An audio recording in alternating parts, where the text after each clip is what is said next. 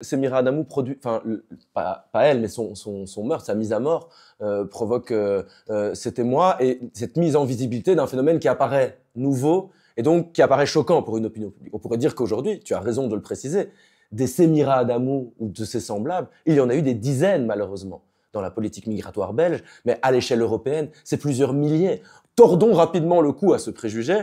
Les personnes qui arrivent sur le territoire, en fait, n'ont pas accès aux allocations sociales. Donc, quand bien même elles viendraient à dessein pour ne rien faire et profiter des largesses de notre système social, qui est quand même de moins en moins large, en fait, elle ne pourrait pas réaliser cette destinée-là. À partir de cette idée-là, si tu veux, naît dans une partie de la gauche, notamment, l'argument de dire, mais vous voyez, on a besoin de ces personnes-là, donc il faut les régulariser. Ce qui produit une grammaire assez logique, en fait.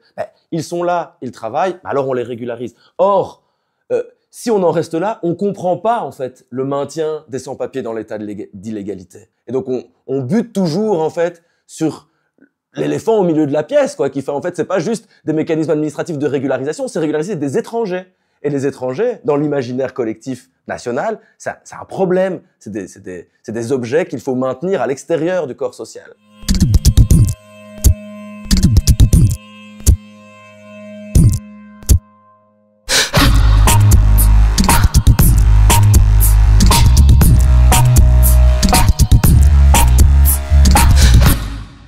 Yuri, bonjour. Bonjour. Merci d'avoir accepté cette interview. Merci de l'invitation.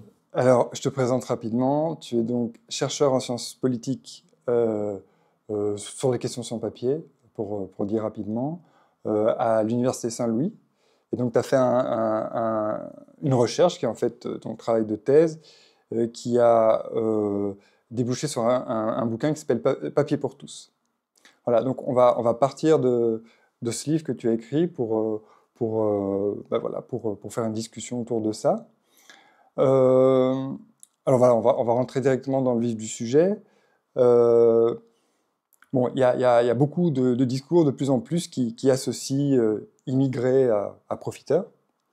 Alors, ça me semble utile de revenir sur l'histoire des migrations en Belgique pour rappeler que les choses ne se sont pas faites comme ça. Donc, on va peut-être partir après la Deuxième Guerre mondiale, où là, tu as une immigration de travail qui est organisée par la Belgique. Donc, tu as d'abord des Italiens, puis des Marocains et des Turcs. Est-ce que tu peux un peu expliquer comment ces migrations sont organisées dans l'histoire de la Belgique ? Effectivement, au sortir de la Seconde Guerre mondiale, on est dans un contexte un petit peu particulier qui nécessite en fait la venue d'une main-d'œuvre étrangère sur le territoire belge, mais le territoire européen, pourrait-on dire. D'une part, reconstruire l'Europe d'après-guerre, partiellement détruite par plusieurs années de conflit, mais également à partir de la période qu'on appelle les 30 Glorieuses, donc des années 50 jusque dans les années 70, la Belgique connaît un essor économique relativement important, notamment dû à l'existence de bassins houillers et à l'industrie du charbon dans le sud du pays. Et donc très rapidement, en fait, les conditions de travail font que de moins en moins de travailleurs belges acceptent d'investir ce type d'emploi. Et donc on organise, je dis on, l'État belge organise par contingent, en signant des accords bilatéraux avec des États d'émigration, du coup, la venue de contingents de travailleurs migrants. Et tu as raison de préciser que les frontières de l'immigration se sont en fait petit à petit élargies à mesure que les difficultés dans les mines et les conditions de travail étaient rendues encore plus difficiles, mais aussi qu'il y avait une connaissance de plus en plus accrue des conditions de travail difficiles. Et donc, un exemple, c'est la mine du bois du Casier à Marcinelle, qui au début des années 50 s'est écroulée et a enseveli plusieurs centaines de travailleurs qui étaient italiens à l'époque. C'est les premiers contingents de travailleurs étrangers étaient des Italiens. Et voilà, plusieurs centaines, dans mon souvenir, à peu près 250 travailleurs italiens meurent ensevelis dans la mine du bois du Casier. Et dès lors, les Italiens ou l'Italie refusent désormais d'envoyer des contingents de travailleurs en Belgique. Dès lors, on élargit les frontières de l'immigration, tu l'as dit, l'Espagne, mais aussi la Pologne, et puis la Turquie, l'Afrique du Nord, etc. Et donc, pendant cette période des 30 Glorieuses, où la Belgique est un des pays les plus avancés dans sa politique industrielle et qui connaît vraiment un vrai essor économique, la question des besoins de main-d'œuvre est tellement grande que finalement, les portes sont relativement ouvertes à la venue de travailleurs immigrés. Je dis relativement ouvertes, c'est que la gestion, donc comme tu l'as précisé, l'immigration est à ce moment-là lue à travers le prisme du travail. Hein, c'est un enjeu économique en fait, c'est pas du tout un enjeu politique comme il va le devenir plus tard. C'est un enjeu économique qui est géré du coup par le ministère du Travail en partenariat avec ce qu'on appelle les partenaires sociaux, donc patronat et syndicats, et qui s'entendent dans cette période de besoin d'une main-d'œuvre étrangère pour gérer les venues de flux de travailleurs immigrés. Il faut préciser que d'un point de vue sociologique, la tendance lourde est de dire ce sont des personnes qui viennent en Belgique pour remplir une fonction particulière, attitrer à un contrat de travail en particulier. Ce sont généralement du coup des hommes jeunes, célibataires, qui n'ont pas forcément vocation, disait-on à l'époque en tout cas, à rester sur le territoire une fois leur mandat terminé. Et quand je disais que les portes sont relativement ouvertes, ça veut dire que la venue des travailleurs étrangers jusque dans les années 70 est conditionnée par ce qu'on appelle la double autorisation préalable. C'est-à-dire qu'il faut l'autorisation effectivement d'un patron qui va affirmer le fait qu'il engagera bien tel contingent de travailleurs étrangers pour un travail tel. Et la deuxième autorisation est l'autorisation du ministère. Mais en fait, le besoin est tel que finalement, syndicats et patronat s'entendent entre eux pour contourner pendant un temps cette double autorisation et fait venir en fait des contingents de travailleurs avec des visas de touristes. Et ces personnes demandent alors leur régularisation quelque part une fois arrivées sur le territoire. Seulement, notamment à partir du début des années 70 et à la suite de l'impact de la crise pétrolière de 73, on est dans un regain de chômage, en tout cas la croissance économique s'affaiblit et donc patronat et syndicats reviennent un petit peu sur leur décision de contourner si facilement cet enjeu de la double autorisation et au contraire reconditionnent la venue des travailleurs immigrés à des conditions plus drastiques.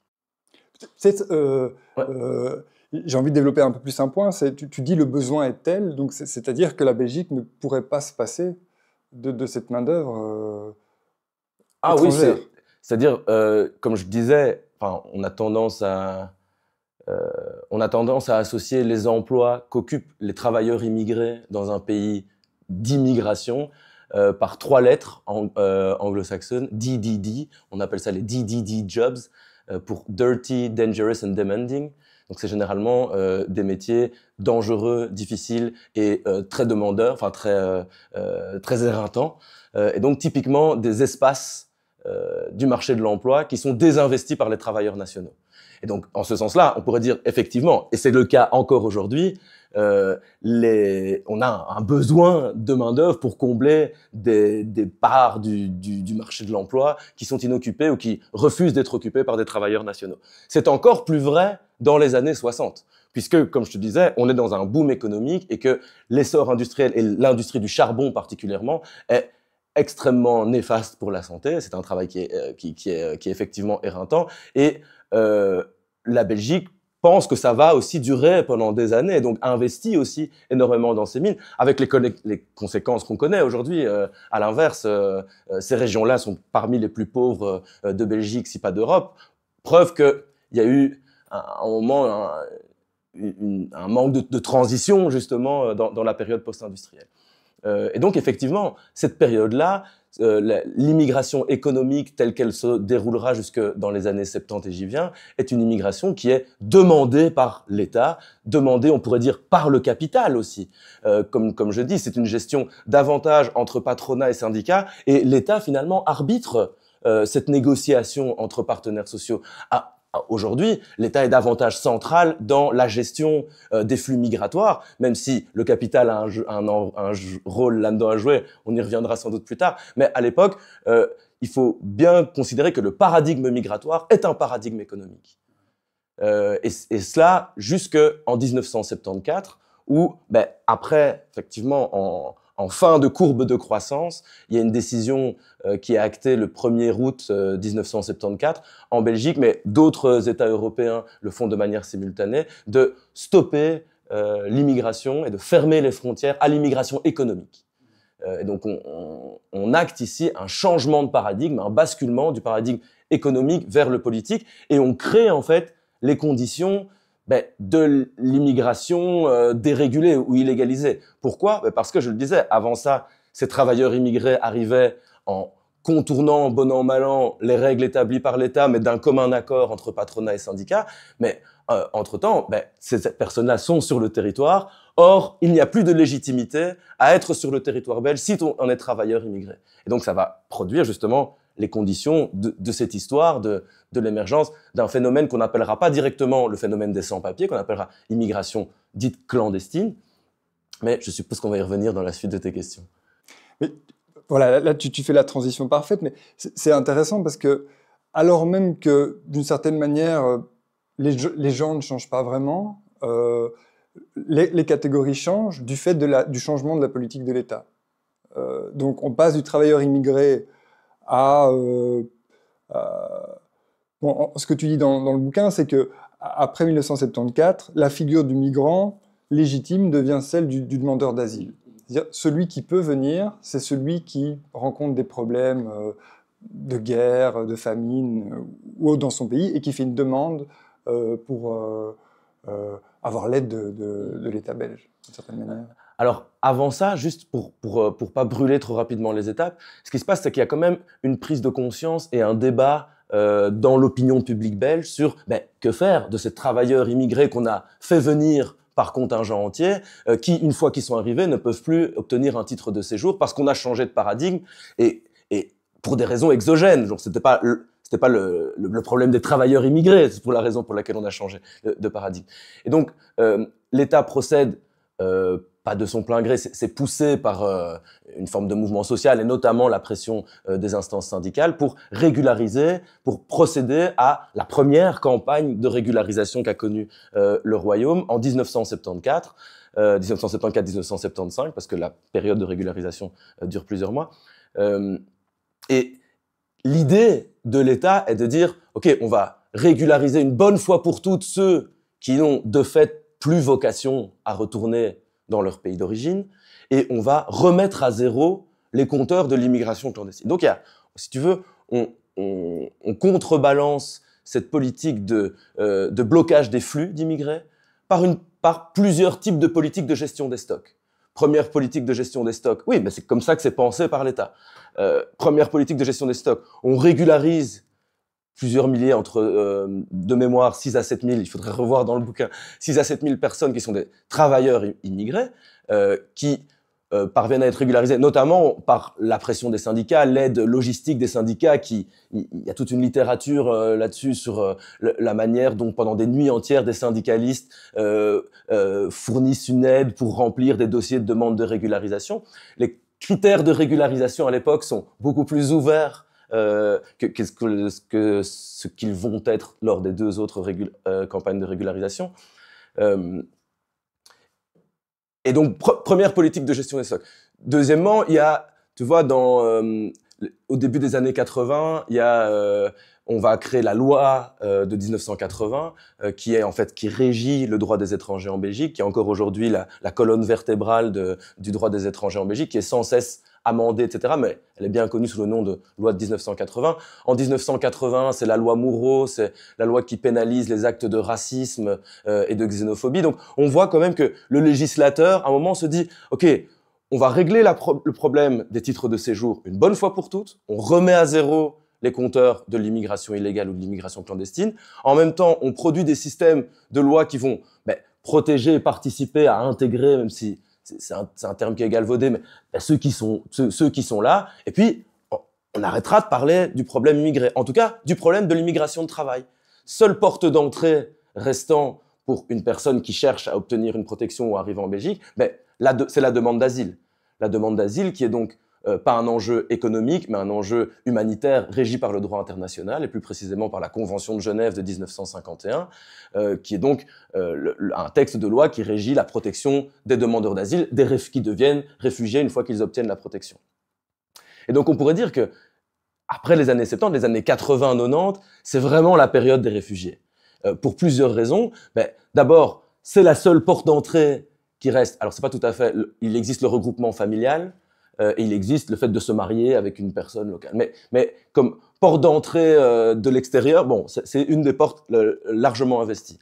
Largement investie, y compris par des personnes qui fuient une situation qui n'est pas forcément une situation de guerre, donc qui, a priori, n'entreraient pas dans les critères de la Convention de Genève, mais qui se disent, puisque c'est la seule porte d'entrée légale sur le territoire, je tente ma chance et je dépose une demande d'asile. Ça, c'est une des raisons qui fait que pendant cette période-là, les demandes d'asile ont tendance à augmenter. D'autres raisons sont des phénomènes géopolitiques et internationaux, les décolonisations, la guerre en Yougoslavie, et donc la guerre au Vietnam. Donc c'est vraiment dans l'imaginaire collectif, c'est la période des réfugiés, des boat people, qui sont en fait subjectivés à travers l'image du boat people, qui était une image quand même qui structurait en fait l'imaginaire. Et en même temps qu'on va criminaliser l'immigration économique, effectivement, cette porte d'entrée de l'asile apparaît comme un acquis du droit international qui définit du coup une catégorie humanitaire du migrant. Le réfugié est une personne à qui on octroie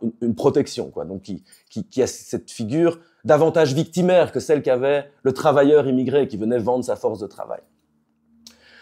Et alors, bon, ce phénomène participe quand même à lancer une forme de psychose dans le chef de l'État qui, je le rappelle, pensait qu'il en avait terminé avec l'immigration une fois qu'il avait organisé cette campagne de régularisation et qu'il avait organisé quelques lois sociétales permettant de gérer ceux qui sont là. Mais du fait d'un afflux de demandes d'asile sur cette période-là, on commence à nourrir le fantasme, pourrait-on dire, du faux demandeur d'asile. À savoir une personne qui viendrait chercher un titre de protection, mais dont la demande ne serait pas tout à fait légitime, en l'occurrence au regard de la Convention de Genève, mais du coup, qui serait frappée du sceau de la suspicion. Ok, donc ça c'est les migrants économiques. C'est l'idée que eux, ce sont les mauvais migrants, alors que les réfugiés qui fuient... Alors ça, c'est dans le narratif officiel. En fait, il se trouve qu'il y a une série de personnes qui auraient pu, si tu veux, se prévaloir des critères de la Convention de Genève, qui sont supposés être des critères universels, et qui pour autant se retrouvent stoppés à la frontière, voire enfermés dans des centres de rétention. Et donc, ça permet de bien comprendre, et c'est encore valable aujourd'hui, sauf qu'aujourd'hui, on est dans une période où les États ont tendance à déconstruire le droit d'asile. Mais tu as raison de dire qu'à ce moment-là, c'était supposé être un droit auquel on ne pouvait pas toucher. Les États démocratiques, les États occidentaux, signataires de cette convention, ne tentaient pas de décortiquer. En revanche, on a parfois manqué d'analyser que l'application des critères de la Convention de Genève, s'ils sont des critères universels, leur application bute en permanence sur le pouvoir discrétionnaire des États. Et donc, on voit que très récemment, par exemple, deux individus qui fuient une situation de guerre analogue, l'Ukraine et la Palestine, pour ne citer que cela-là, n'ont pas du tout les mêmes taux de reconnaissance, alors que, selon les critères officiels de la Convention de Genève, à savoir des critères de protection individuelle d'individus fuyant une situation de guerre objective, visible, médiatisée, en l'occurrence, on ne pourra pas dire qu'on ne connaît pas ces deux conflits, n'obtiennent pas les mêmes titres de protection. Plus grave encore, précédemment, 2013-2014, il y a un mouvement qui s'appelait le mouvement des Afghans, des 450 Afghans, qui ont occupé plusieurs endroits dans Bruxelles pour faire valoir leur droit à la protection. Et on s'est rendu compte que dans ce groupe de 450 Afghans, parfois, deux personnes venant de la même région, si pas de la même ville ou du même village, avec des parcours très similaires et des raisons d'obtenir une protection très similaires, n'obtenaient pas une même décision de l'Office étranger. Donc, c'est important d'implémenter ça dans nos analyses. C'est de dire, OK, il existe des critères universaux qui sont défendus par des conventions de Genève. Et je pense, à titre individuel, que ce sont des acquis des luttes sociales et qu'il faut les défendre. Mais il ne faut jamais oublier que leur application dépend quand même toujours du pouvoir discrétionnaire des États qui choisit, pour des raisons socio-économiques tantôt, sociopolitiques, pour des raisons d'enjeux géostratégiques qui parfois n'ont même rien à voir avec l'État en question, en l'occurrence la Belgique, choisit d'octroyer plus facilement à certains types de demandeurs d'asile un titre de protection et à d'autres de le rejeter systématiquement. Et donc il faut penser ce rapport entre principe universel et application discrétionnaire en fonction d'une série de conjonctures qui ne dépendent pas toujours des critères dont peut se prévaloir l'individu qui demande la protection. Donc tu parlais de la psychose de l'État, et donc ce que tu dis, c'est qu'il y a un durcissement progressif à partir de cette période voilà, où la figure dominante, c'est celle du réfugié, et on va vers un durcissement progressif, progressif, création des centres fermés, criminalisation progressive des migrants, etc. Comment se déroule est-ce qu'il y a une rupture, ça se fait progressivement? Alors, j'espère ne pas dire de bêtises. Dans les analyses que moi j'en ai, c'est plutôt un truc lent et évolutif qu'un moment de rupture. Donc je disais, naît cette forme de psychose ou de paranoïa autour de cette figure du faux demandeur d'asile, et dès lors, tous les demandeurs d'asile sont frappés du sceau de la suspicion. Et ça, c'est quand même aussi une forme de changement dans l'imaginaire. Et il faut quand même relier ça à ce que je disais précédemment, à savoir l'idée que l'État avait quand même en idée de réduire drastiquement ces flux de migrants en fermant les frontières à l'immigration économique, et il se rend compte que c'est pas le cas. Et donc, dans ce climat un petit peu de suspicion, naissent à la fin des années 80 l'idée de dire, en fait, il faut pouvoir prendre le temps d'analyser les dossiers des personnes qui arrivent pour voir s'ils sont ou pas des vrais demandeurs d'asile. Et donc, on va créer des espaces tampons dans les aéroports où on demande aux personnes de patienter le temps qu'un agent de l'État observe si les critères dont il tente de se prévaloir sont bel et bien celles relatives à la Convention de Genève et si l'État est bel et bien d'accord de l'accueillir. Bon, on peut observer un dossier pendant 6 heures, puis on peut l'observer pendant 2 jours, 3 jours, puis des semaines. Et donc, c'est dans ce contexte-là que naissent les premiers centres fermés, en dehors de toute législation. Donc on voit vraiment qu'on a... Donc c'est d'abord une forme de blockhouse qui est installée à même le tarmac, et dans lesquels, selon les premiers témoignages, les gens patientent 24 heures, 48 heures, et puis soit reprennent un avion dans l'autre sens, soit entrent dans le territoire. Et puis après, ces périodes-là s'allongent, et puis ce blockhouse, qui est juste une espèce de container, si tu veux, se structure, devient un bâtiment. D'accord? Donc ça, on est dans les années... Donc les premiers espaces comme ça, c'est 88-89, mais la loi sur les centres fermés, c'est 93. D'accord? Et donc, entre ces 5 années-là, on peut dire, à notre échelle, c'est peut-être pas beaucoup, mais en fait, pour les individus qui ont vécu ces espaces-là en dehors du droit, il y a vraiment l'emprise carcérale, enfin l'emprise du logiciel carcéral sur le phénomène migratoire se lie assez facilement par la manière dont on a d'abord bricolé des espaces, et puis bien plus tard on a officialisé ça dans une loi, mais en fait ces bâtiments existaient déjà. Et alors depuis 93, l'histoire tu la connais, il y en a eu un, et puis de plus en plus, et puis aujourd'hui encore on est en plein débat sur la construction d'un nouveau centre fermé à Jumet notamment. Je dis ça parce qu'il y a un collectif qui s'est constitué, ni Jumet ni ailleurs, auquel je fais un petit clin d'œil d'ailleurs, qui a une page Facebook, et je vous invite à aller voir dessus. Mais donc, la logique carcérale des migrations est quelque chose qui est allé en s'intensifiant. Et alors, sans vouloir trop vite brûler les étapes, on voit aussi que de plus en plus les centres fermés ont acquis une autre fonction que celle de simplement faire patienter la personne le temps qu'on analyse son dossier. C'est devenu des espaces où on enferme des migrants qui ont déjà traversé les frontières, ou illégalement ou pas, ou qui sont devenus, qui sont sortis des canaux légaux de l'immigration de fait de leur parcours. Donc c'est vraiment des espaces d'enfermement, en ce sens des prisons pour étrangers. Mais on voit aussi que la logique de l'enfermement n'est pas une logique qui se suffit à elle-même. L'enjeu n'est manifestement pas d'enfermer l'ensemble des migrants illégaux présents sur les territoires. Sinon, on aurait encore plus de centres fermés. L'enjeu est au contraire d'en enfermer une minorité, et que cette minorité-là puisse servir de chape de plomb pour tous ceux qui sont dehors, pour les prévenir que s'ils sortent trop, s'ils se rendent trop visibles, Par exemple, s'ils réclamaient des salaires égaux aux salaires des nationaux, ou par exemple, s'ils se mettaient en collectif pour réclamer leur régularisation, ben, voilà ce qui les attend en cas d'arrestation. Et alors, évidemment, l'horizon à craindre là-dedans est celui de l'enfermement et puis de l'expulsion vers un État tiers. C'est pas toujours l'État d'origine, hein, vers un État tiers. Mais bon, on a plein de cas aussi de personnes qui se font enfermer pendant 2 semaines, 3 semaines, 1 mois, 6 mois, et puis qu'on relâche dans la nature avec un ordre de quitter le territoire, mais qui retournent en fait à la vie clandestine. Et tout ça est su par l'État, presque organisé, quoi. Et donc il y a vraiment, c'est pas du tout mon accès d'expertise, mais il y a vraiment des analyses à faire sur la fonction sociale des centres fermés en regard de la communauté des sans-papiers en Belgique, au même titre que d'autres avant nous, Foucault, pour ne pas le citer, a parlé de la fonction sociale de la prison en regard du délinquant qui est dehors. Et donc, la transformation dont tu parles, elle est, il me semble, adossée à une conception changeante des migrants, des étrangers, qui sont conçus de plus en plus comme des personnes potentiellement dangereuses, qui menaceraient quelque chose ici. Est-ce que c'est l'analyse que tu fais ?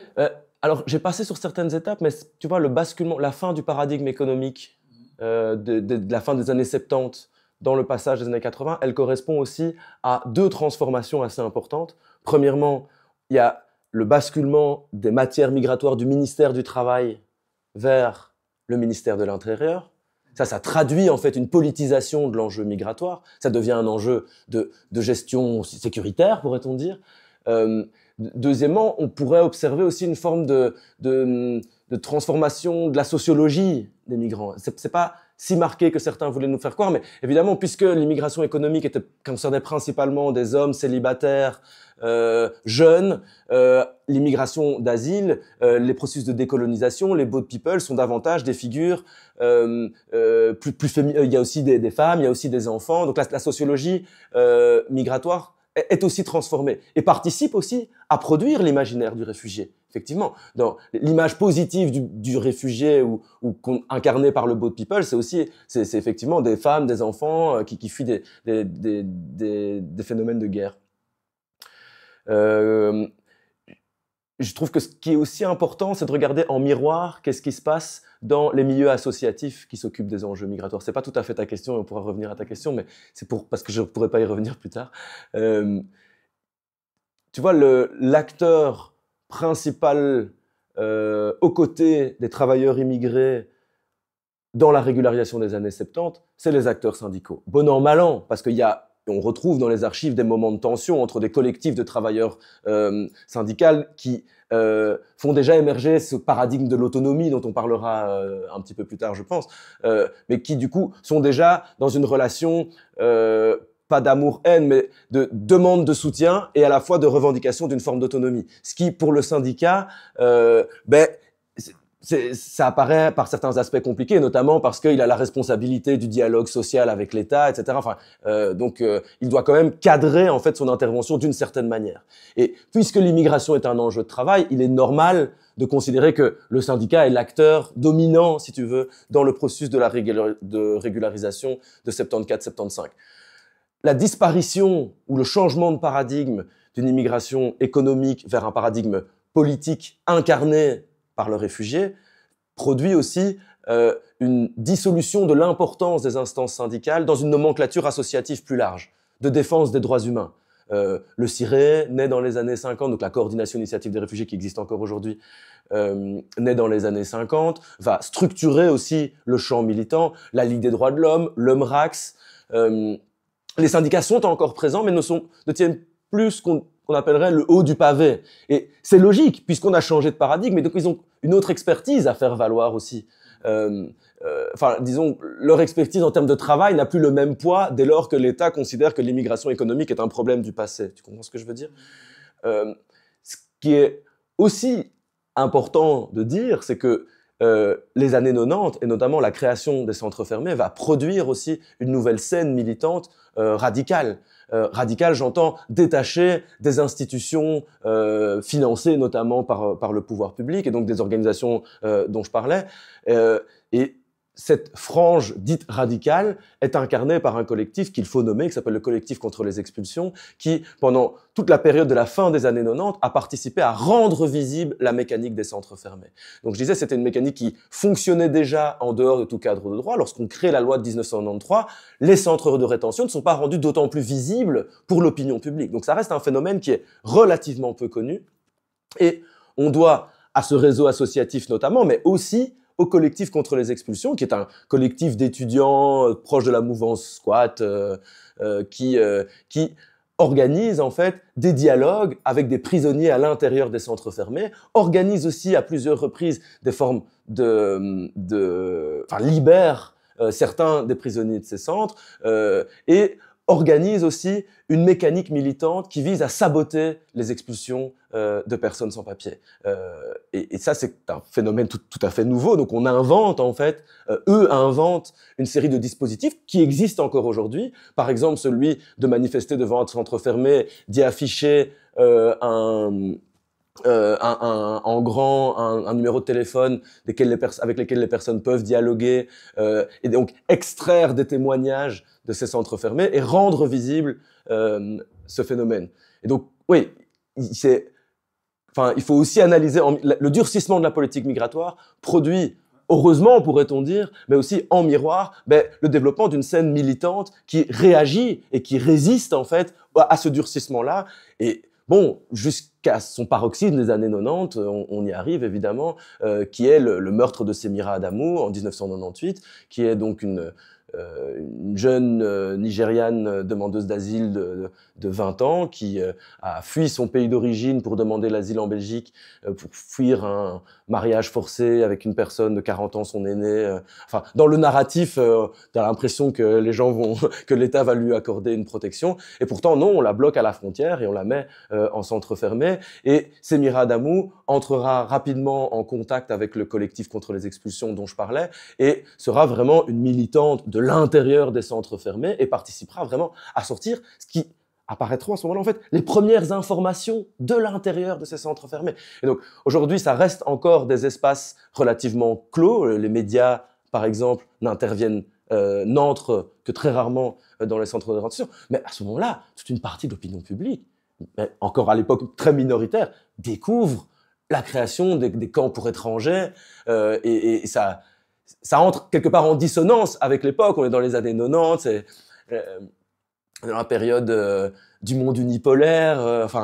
Ça trahit un peu l'imaginaire droit de l'homiste d'une Union européenne calquée sur le modèle américain, pour le dire rapidement. Et elle va faire état de violence.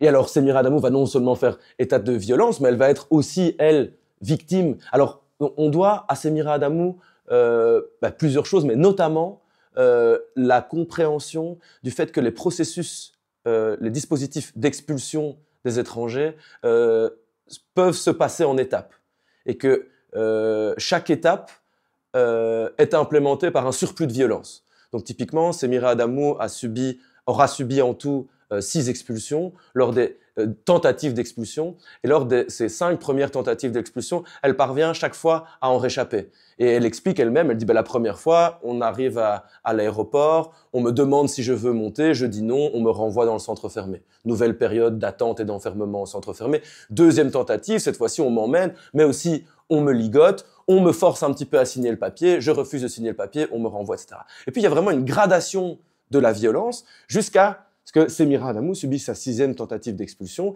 Et là, en fait, il paraissait assez clair qu'il fallait, pas de mon chef évidemment, dans le chef de ceux qui ont organisé son expulsion, qu'il fallait que cette expulsion soit menée à son terme. Et donc, 5 ou 6 gendarmes la prennent, la ligotent, la saucissonnent, et une fois dans l'avion, lui presse un oreiller sur la figure pendant 11 très très longues minutes. Et quand il relève l'oreiller, Semira Adamu est décédée, paix à son âme. Et donc, le meurtre de Semira Adamu est un scandale d'État. Le ministre de l'Intérieur est forcé de démissionner. Tout d'un coup, tout le monde s'intéresse au phénomène des centres fermés. En tout cas, tout le monde, certaines feintent de découvrir ce phénomène-là.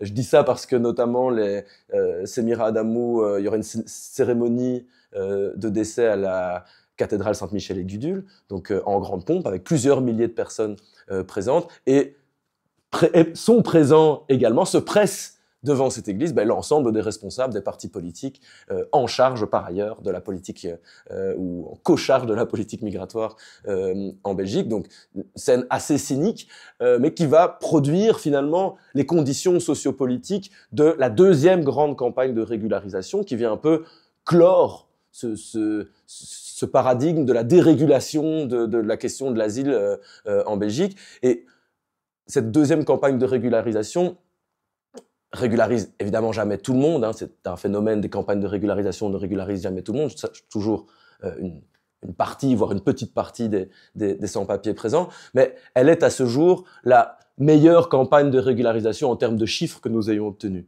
C'est environ 35 000 personnes, j'espère ne pas dire de bêtises, c'est peut-être plus. Mettez un petit écriteau en dessous si je me trompe, vraiment désolé.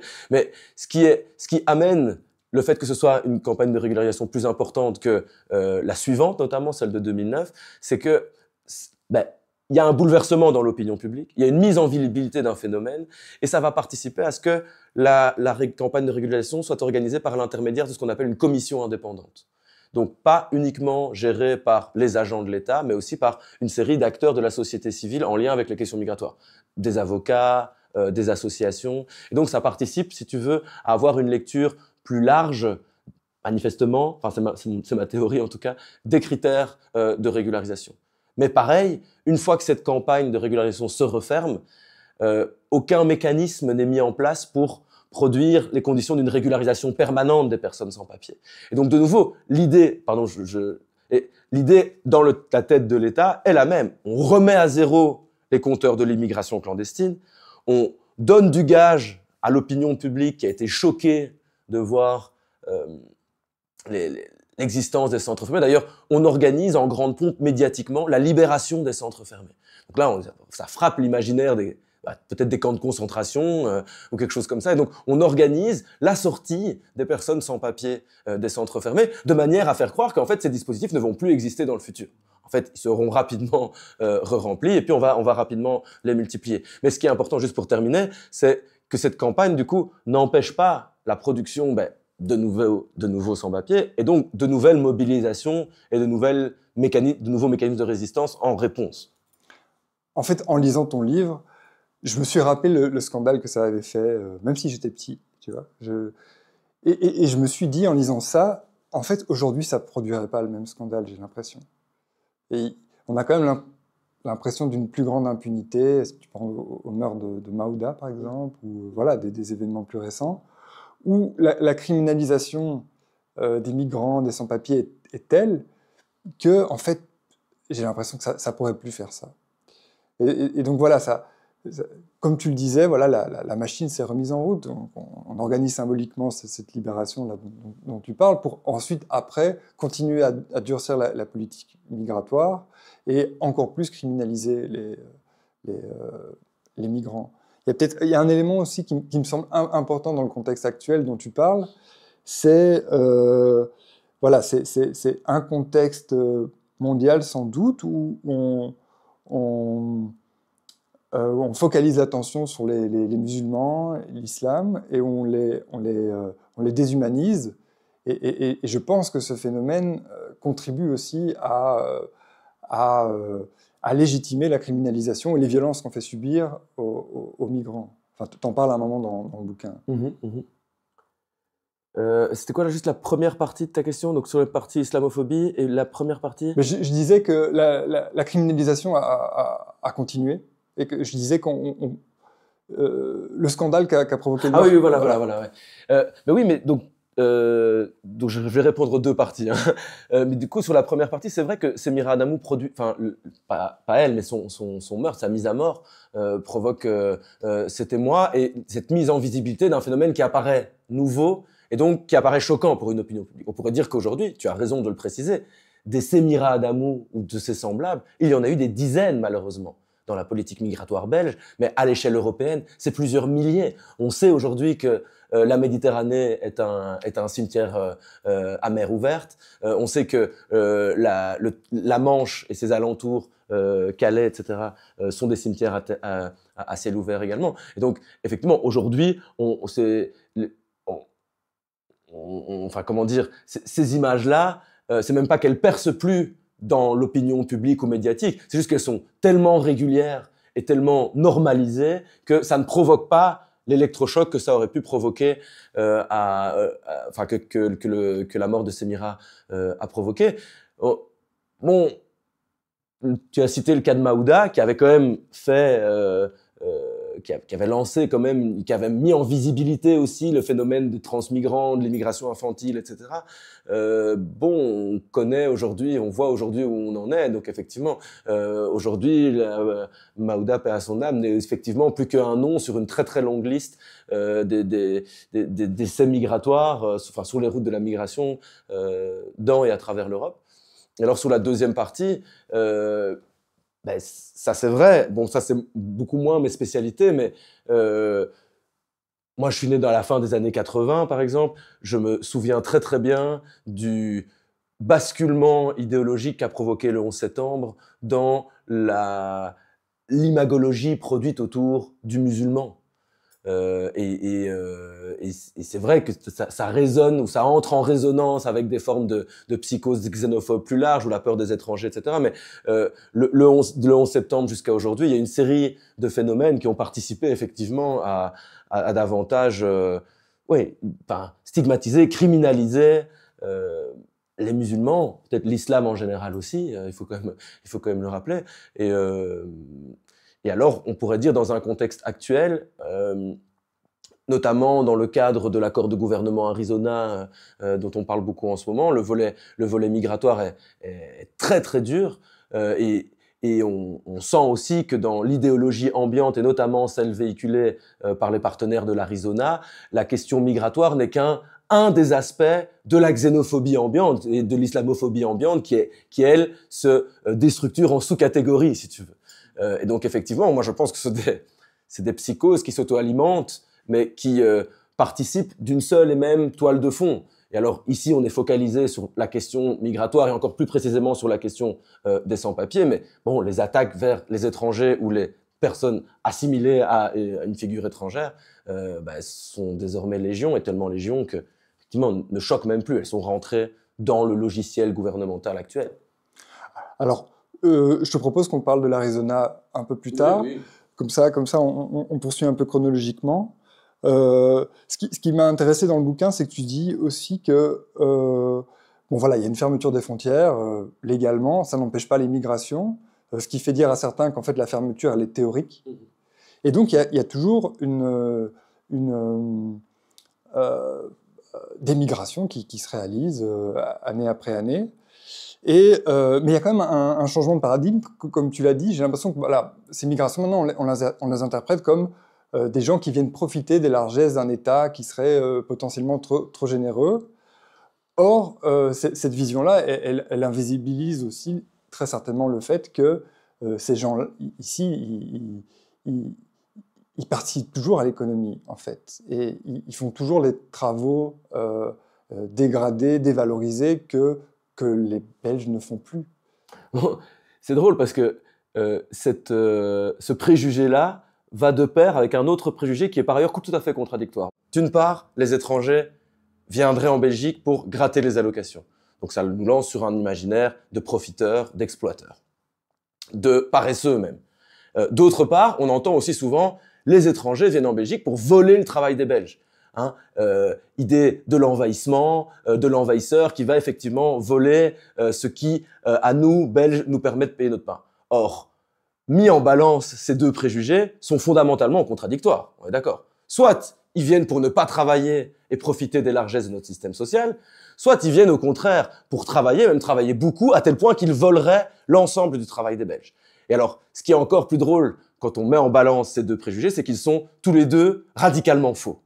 D'abord, premièrement, les personnes qui arrivent sur le territoire belge, et notamment les personnes sans titre de séjour, n'ont pas droit aux allocations.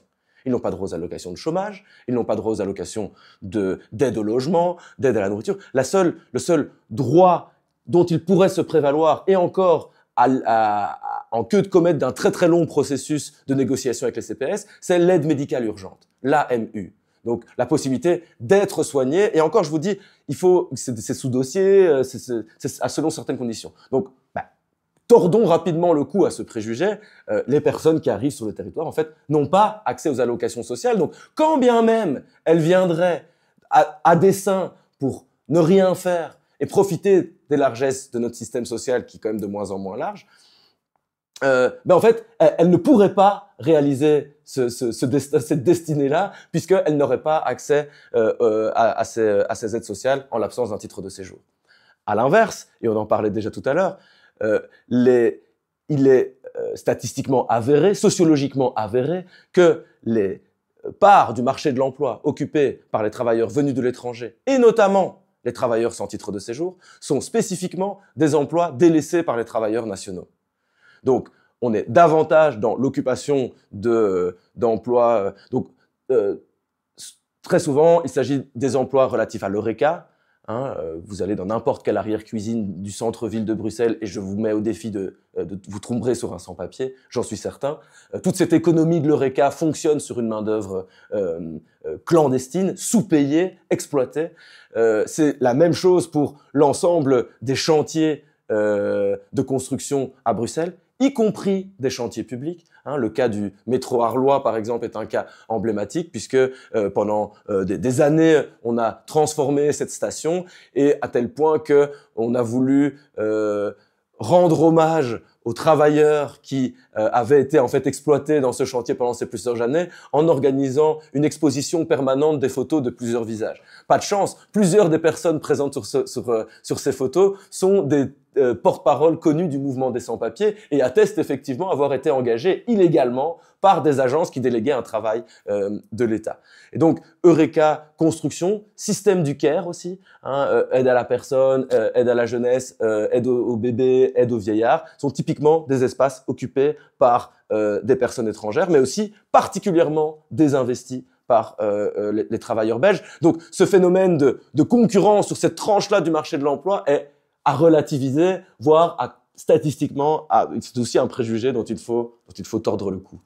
Mais le métro, c'est quand même un exemple emblématique parce que c'est une infrastructure publique que tous les Bruxellois connaissent. Tout le monde est passé à Arlois pour qui se déplace à Bruxelles et d'apprendre. En fait, je ne le savais pas. C'est en lisant ton livre que je l'apprends, que ça a été construit en partie par des sans-papiers. Ça montre bien que ils sont pas dispensables en fait. Non, ils sont à insérer dans des systèmes d'utilité, qui sont des systèmes d'utilité d'exploitation capitaliste. Effectivement, c'est toute une partie de notre économie qui fonctionne à partir de l'économie au noir. Et par ailleurs, il faut quand même le dire, les personnes sans papier présentes sur le territoire payent au moins la TVA lorsqu'ils achètent un bien dans le commerce, à boire, à manger, etc. Donc, même alors qu'ils sont le dernier maillon de la chaîne d'exploitation capitaliste ici, sur notre territoire, ils contribuent à égalité, en fait, avec tout le monde, à hauteur de la TVA, à la collectivité. Dans le cas du métro, c'est encore plus grave, si je peux me permettre.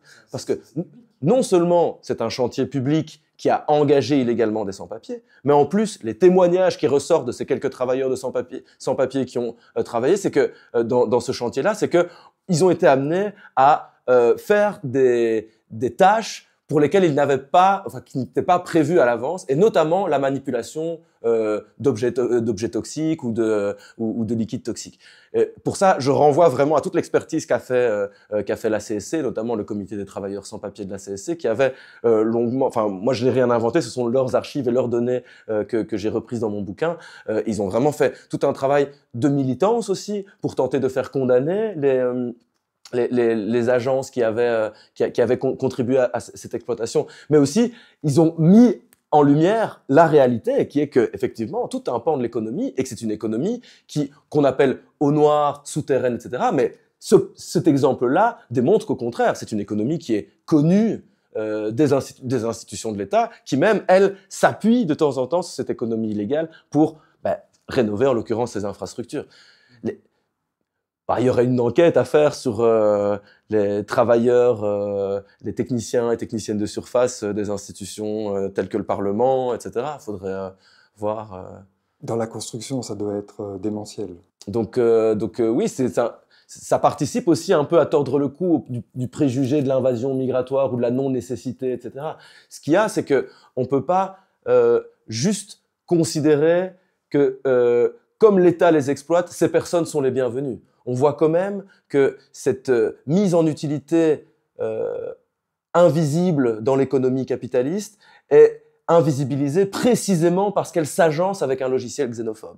Donc on est au croisement en fait de deux logiciels idéologiques extrêmement brutaux, extrêmement violents, et qu'il est important de considérer dans toute leur complexité pour pouvoir lutter, selon moi, contre ces mécanismes. On ne peut pas juste conserver le vieux logiciel économique migratoire, même si, c'est vrai, beaucoup de personnes viennent ici dans une visée économique et travailleraient dans des conditions légales si on leur donnerait la possibilité. Donc, tous les mécanismes de régularisation économique, par exemple, sont une réalité. Et certainement que tout un pan de la communauté des sans-papiers verrait un bon œil d'être régularisé à partir du critère du travail, puisque tout le monde travaille, puisqu'ils n'ont pas d'alloc. Seulement, et notamment parce que je ne suis pas sans-papier, mais je me considère soutien de cette cause-là, et que c'est aussi notre travail d'essayer de complexifier ces choses-là. Et il est faux de dire que, y compris les partis de droite, libéraux économiques, qui du coup n'ont a priori moins de problèmes avec les idées d'exploitation des travailleurs illégaux, ouvrent les portes et ouvrent les frontières aux travailleurs étrangers. Ces travailleurs sont les bienvenus quelque part, à condition qu'ils soient maintenus dans les systèmes d'utilité d'exploitation capitaliste et à condition qu'ils soient invisibilisés. Et donc là, on déborde sur une série d'enjeux de visibilisation des étrangers, la question du voile, la question du halal, la question des bars chicha. Enfin, on voit que ces enjeux de visibilité touchent d'autres pans des personnes étrangères ou supposées être étrangères dans le logiciel de l'État. Mais donc, qu'on est quand même à la rencontre de deux logiques qu'il serait vain de considérer indépendamment l'une de l'autre. Il y a à la fois une exploitation économique qui nécessite, pour les bienfaits du capital, en fait, d'exploiter à merci cette main-d'œuvre, et donc quand même d'avoir certains systèmes de frontières plus comme des systèmes d'écluses. On les présente comme des forteresses, mais en fait, c'est plus des systèmes d'écluses. On laisse rentrer certains, on en bloque d'autres. En fait, c'est comme ça que fonctionnent nos systèmes frontaliers.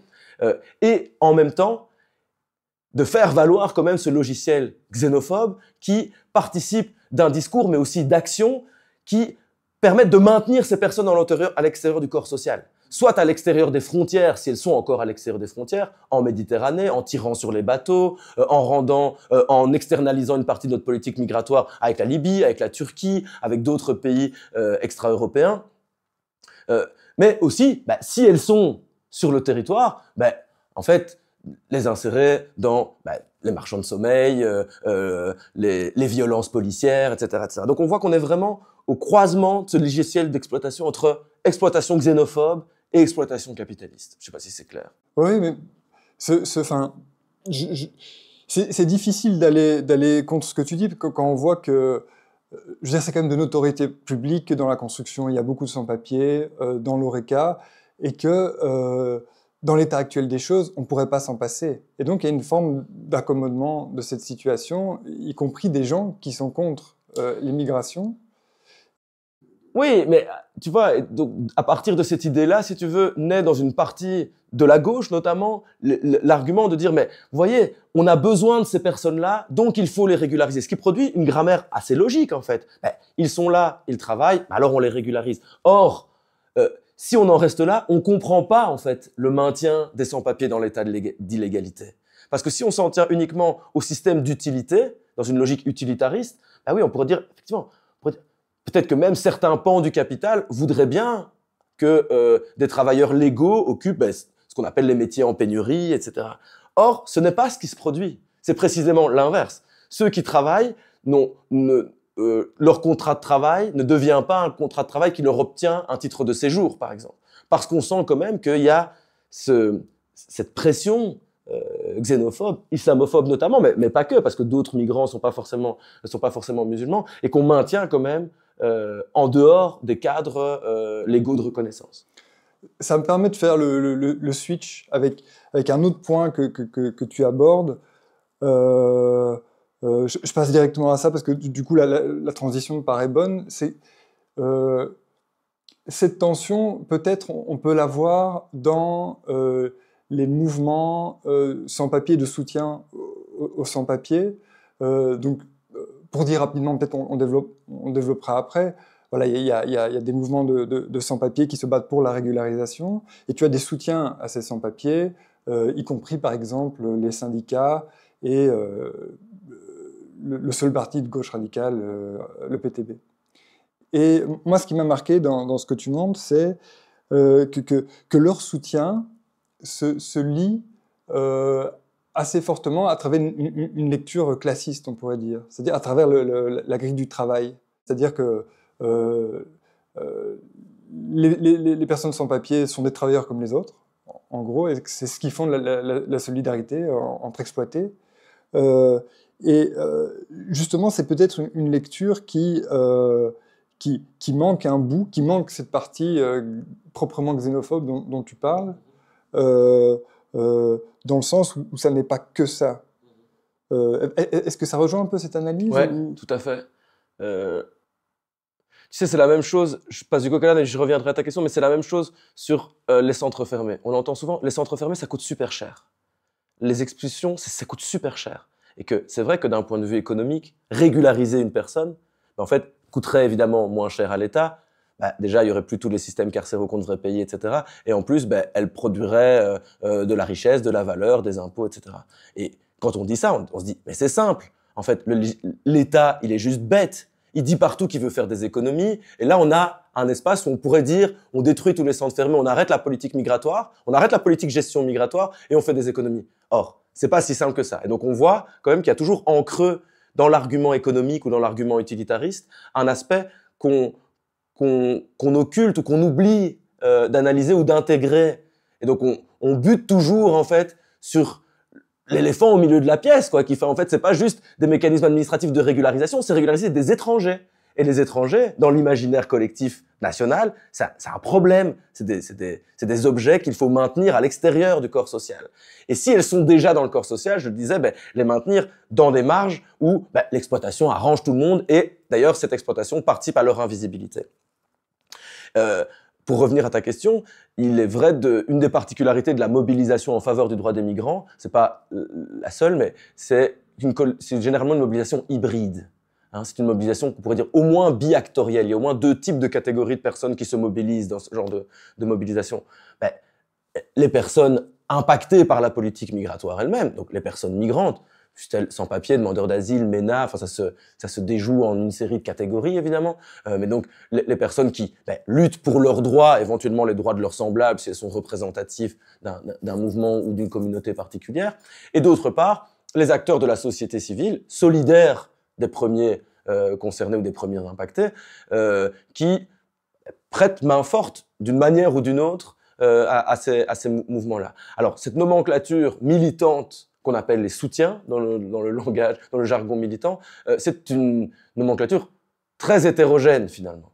Ça va des personnes qui s'engagent pour les questions des droits étrangers, ça va globalement du centre-gauche jusqu'aux franges les plus anarchistes ou libertaires de l'échiquier politique.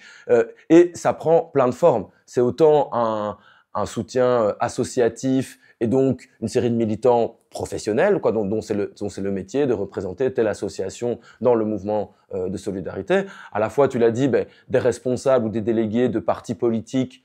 Tu as cité le PTB, il y a d'autres partis politiques plus minoritaires qui sont quand même sur le terrain. Les autres partis de gauche ou de centre-gauche sont présents en manifestation, mais sont moins dans l'organisation militante de terrain. C'est pour ça que j'en parle nettement moins dans mon ouvrage.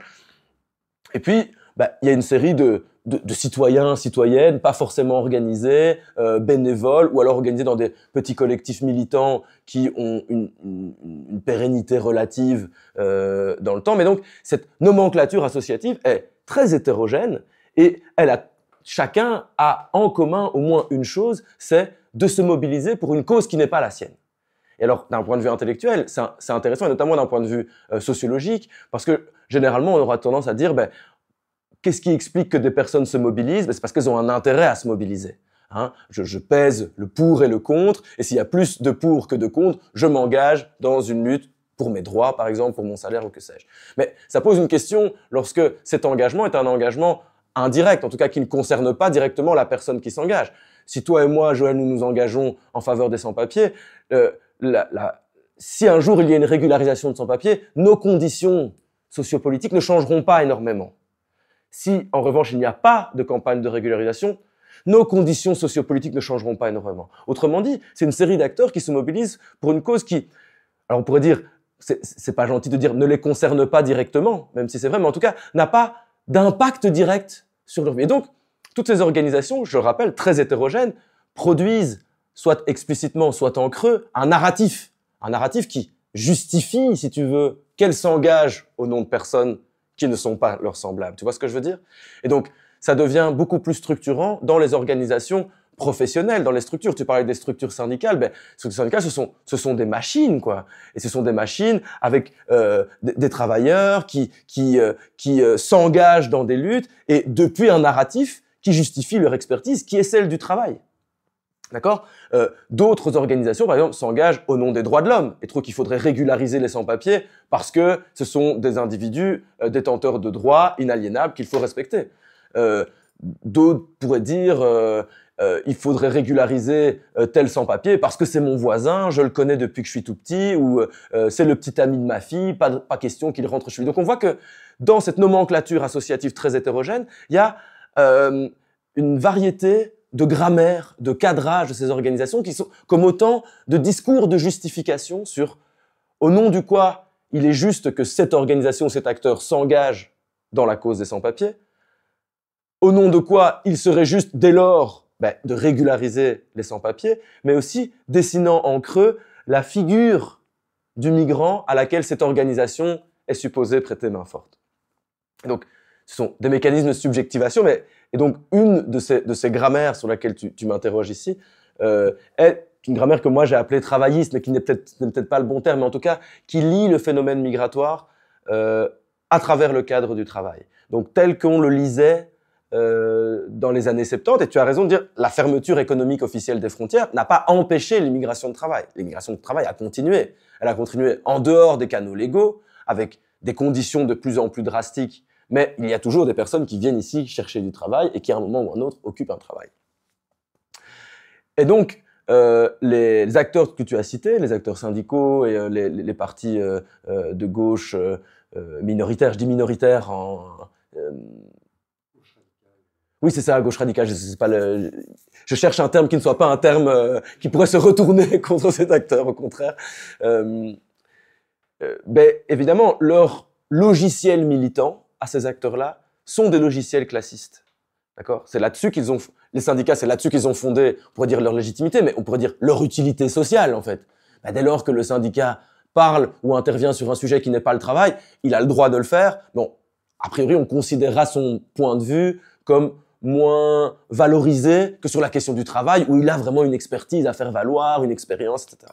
C'est la même chose pour les partis de gauche radicale qui sont généralement sur un logiciel qu'on pourrait qualifier de marxiste, sur la question en fait de la lutte des classes. Et dans ce logiciel-là, effectivement, l'argument pour venir en aide aux sans-papiers, c'est de dire les sans-papiers, en fait, ce sont des travailleurs. Comme j'ai expliqué tout à l'heure, tous ceux qui sont ici travaillent puisqu'ils n'ont pas droit aux allocations. Donc, ce sont des travailleurs. Qu'ils aient ou pas de titre de séjour, à nous, syndicats, ou à nous, partis d'extrême gauche, ça ne nous concerne pas. On est dans une vision internationaliste de solidarité entre tous les travailleurs. Et donc, nous défendons les travailleurs ici, et donc nous défendons les sans-papiers.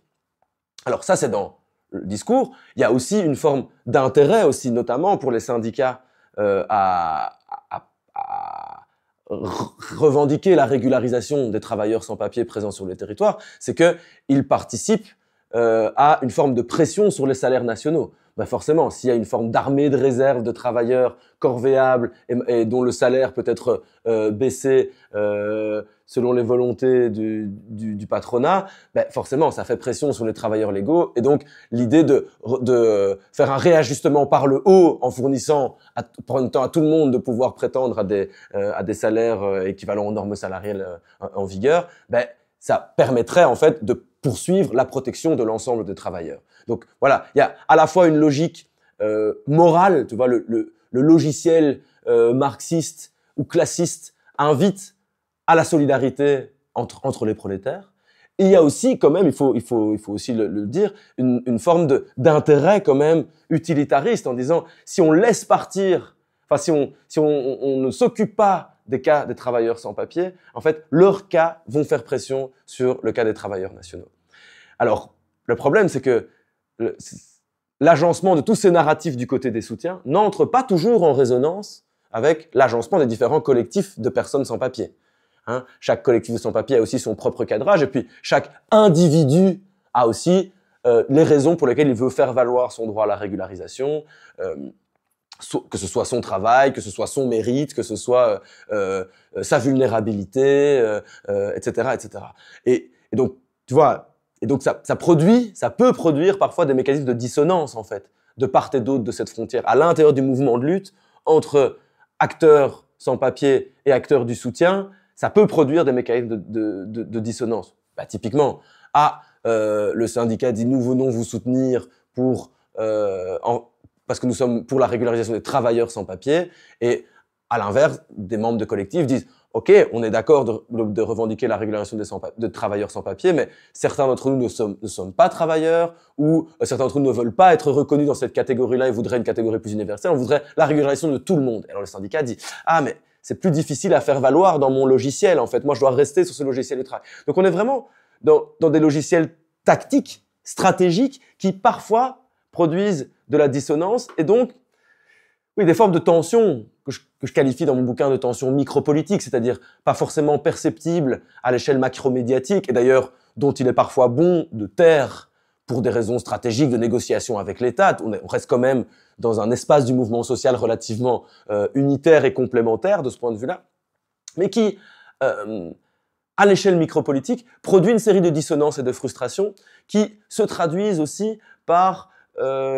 des revendications ou des mécanismes d'autonomie des collectifs de sans-papiers, et je suppose qu'on va en reparler plus tard, mais d'autonomie vis-à-vis de leur soutien. Et là aussi, d'un point de vue sociologique, on pourrait y voir quelque chose, non pas de contradictoire, mais peut-être un petit peu de paradoxal, en disant, ben on a ici un acteur affaibli d'un point de vue sociopolitique par l'absence d'un titre de séjour, et donc qui, quand même, traverse une certaine forme de précarité, notamment une précarité économique. Or, pour se mobiliser, ben, on a besoin de ressources, une série de ressources logistiques, un gueulophone, un réseau, une camionnette pour porter le bal, enfin voilà, une série de choses parfois même très prosaïques. Pour ça, on s'allie, on s'associe à telle et telle organisation du soutien pour bénéficier de ces ressources-là. Et en même temps, dans cette relation de complémentarité, on fait ressortir une revendication d'autonomie.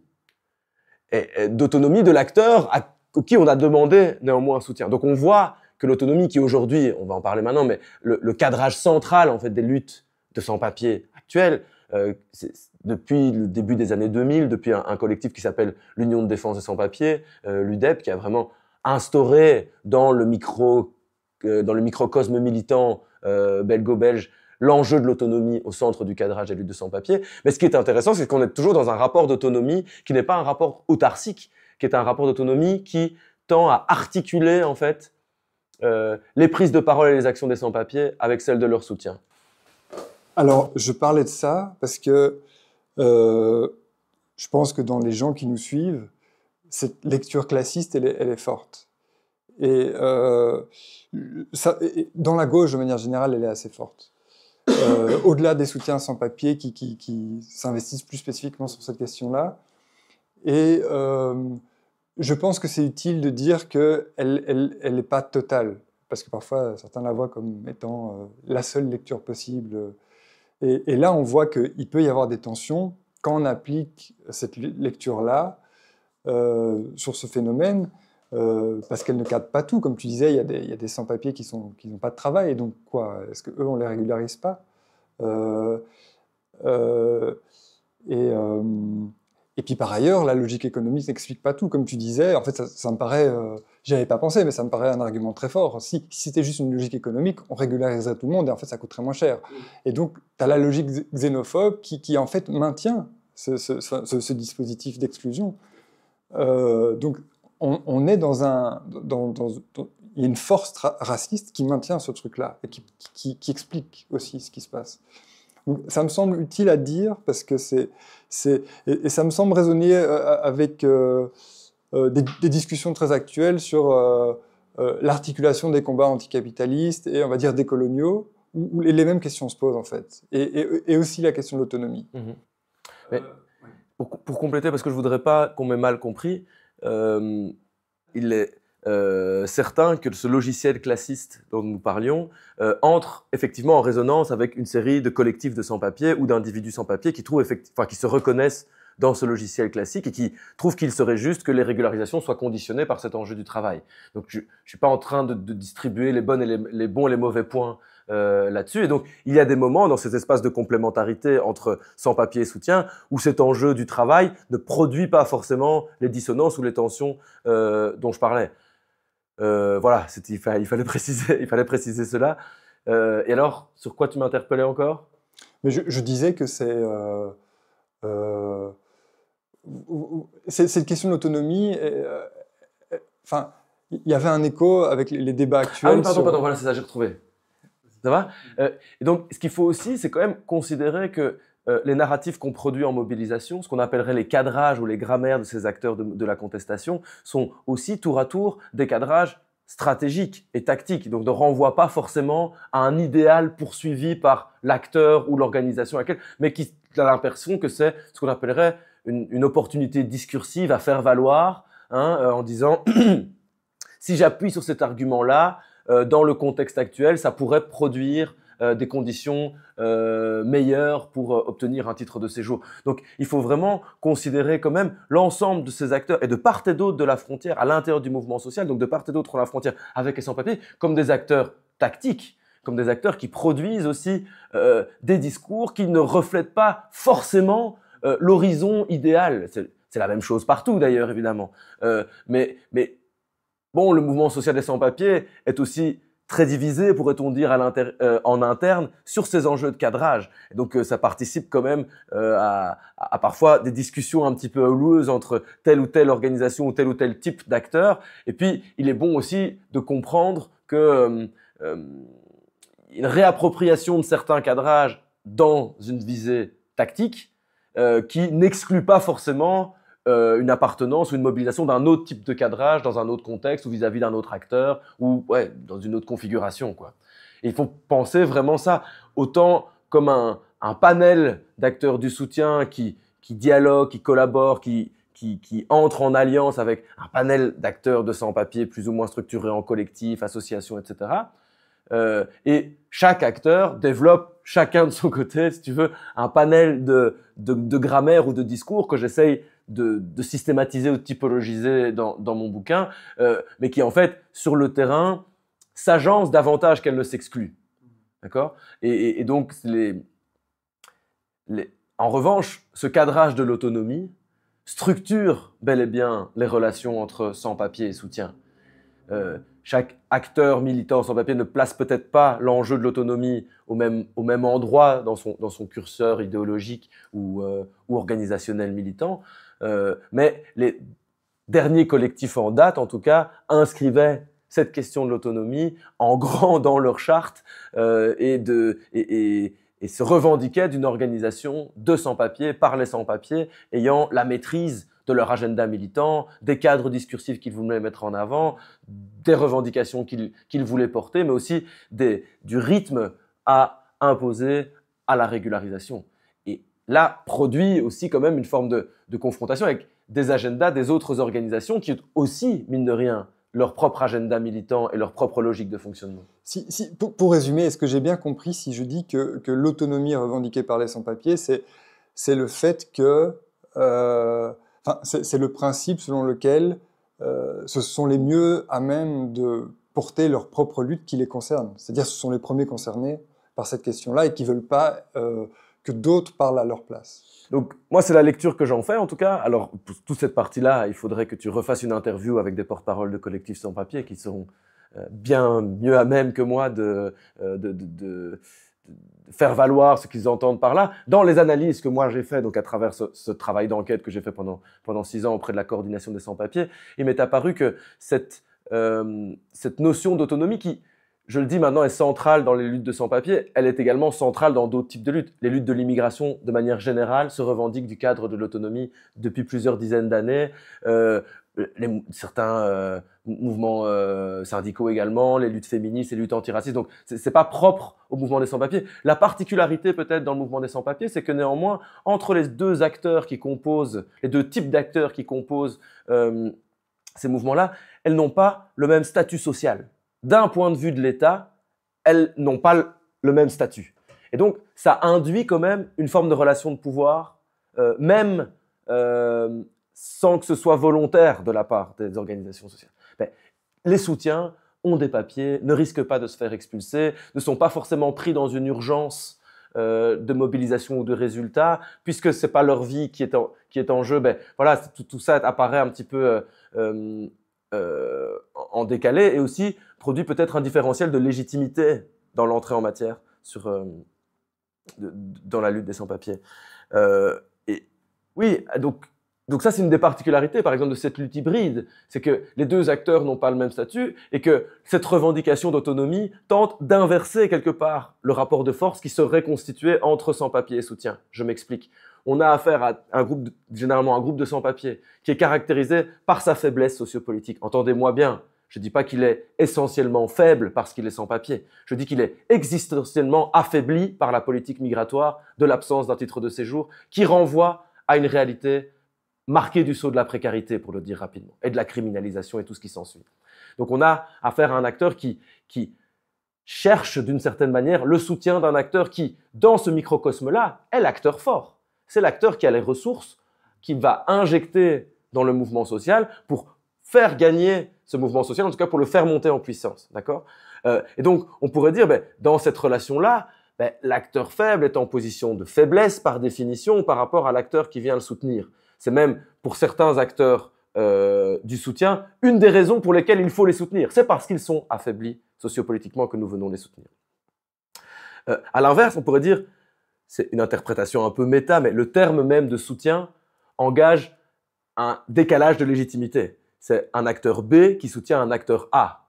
Et le centre de la lutte tourne autour de l'acteur qui est soutenu, pas autour de l'acteur qui vient soutenir. D'accord ? Et donc, ce terme d'autonomie tente, me semble, dans les analyses que je fais, tente de réharmoniser, en fait, cette relation, de l'inverser quelque part, à partir, de la question de la légitimité des premiers concernés. En disant, nous sommes les seuls à avoir vécu le parcours migratoire. Ça veut dire, nous sommes les seuls à avoir vécu la violence frontalière, nous sommes les seuls à avoir vécu la xénophobie d'État, nous sommes les seuls à avoir connu l'enfer des centres fermés, à avoir connu l'enfer de la traversée de la Méditerranée, etc. Tout un tas tous des aspects de leur carrière migratoire qui font que, effectivement, peut-être que dans le champ militant, savoir ce qu'on va faire des sans-papiers, il faut d'abord demander aux sans-papiers ce qu'ils veulent qu'on fasse d'eux. Et alors, dans ces batailles des grammaires et des cadrages, de savoir quel est le cadrage qui apparaît le plus légitime au regard de la personne qui réclame cette régularisation. D'accord ? Donc, c'est effectivement cet enjeu de légitimité sociopolitique et de primauté, quelque part, de l'importance des sans-papiers au sein de la mobilisation que ces acteurs tentent de faire valoir à travers le concept d'autonomie. Mais c'est intéressant de voir qu'il est à la fois une effectivité et à la fois un horizon idéal. Je dis effectivité parce qu'aujourd'hui, et notamment depuis l'UDEP, donc depuis 2004, les collectifs de sans-papiers qui se constituent ont une organisation qui est, par énormément d'aspects, tout à fait autonome. Ils font leurs propres réunions, généralement en réunions non mixtes, donc les personnes avec papier n'ont pas forcément le droit de citer. Ils ont eux-mêmes agencé une série d'espaces pour pouvoir se réunir, se rencontrer. Maintenant même, ils parviennent à négocier ou demander des autorisations de manifestation avec la police.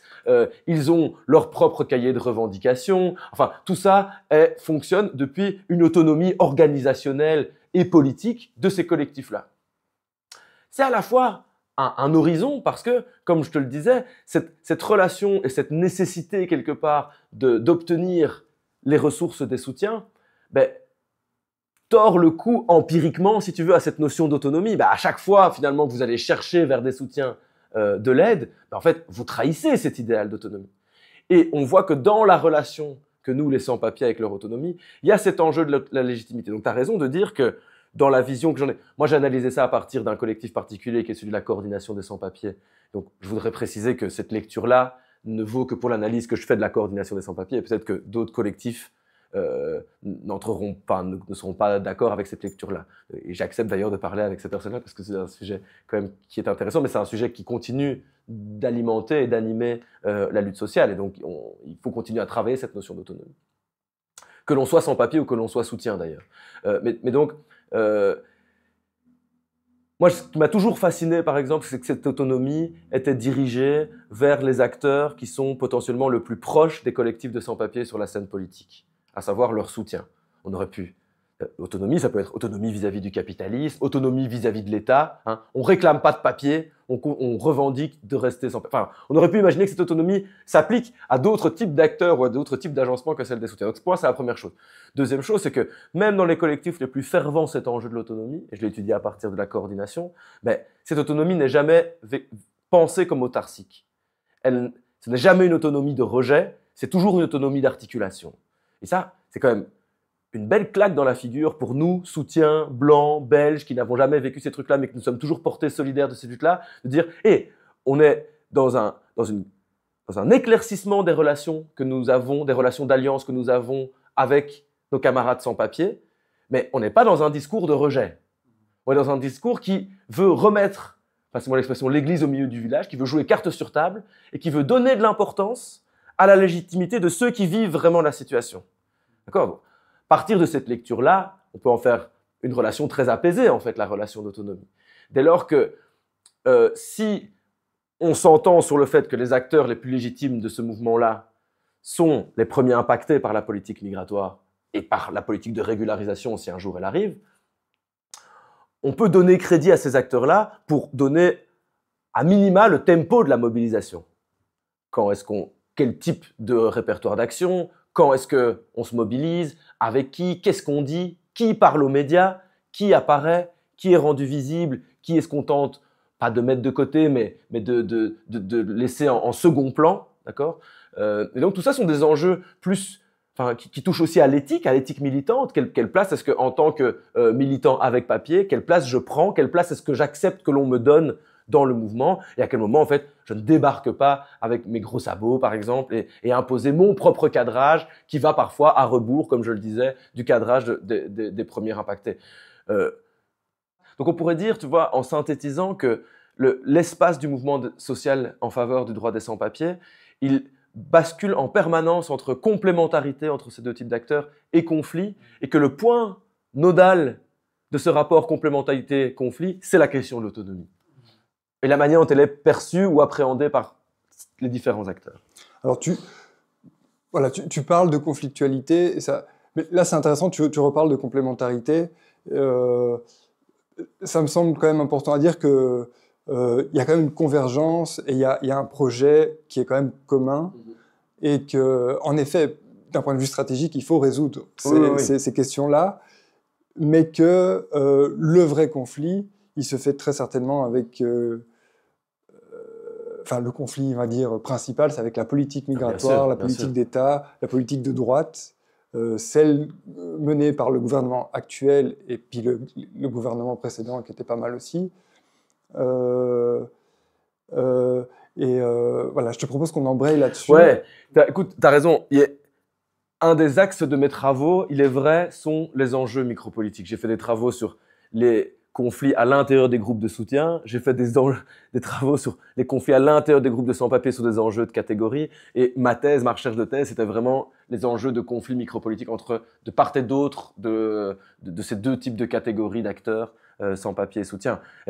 Et c'est une analyse qui se veut pointue et détaillée et qui met en lumière un phénomène qui, comme je le disais, est quand même relativement invisible à l'échelle macromédiatique et aussi stratégiquement aussi invisibilisé. Et tu as raison, je ne voudrais pas donner l'impression qu'on est dans un mouvement social qui est en fait ultra divisé entre eux, sur lequel personne ne s'entend sur rien. Mais bon, c'est aussi propre à la gauche et au mouvement social de faire la fine bouche, de préciser son espace, son territoire au sein de la lutte, etc., par des mécanismes justement de cadrage, de vocabulaire, de revendication. Mais tu as raison, la vraie frontière qui sépare le mouvement de l'adversaire du mouvement, elle se situe au niveau de la politique migratoire. Et on pourrait dire la politique migratoire du gouvernement actuel, on peut en parler maintenant, mais je voudrais insister sur le fait, la politique migratoire en général.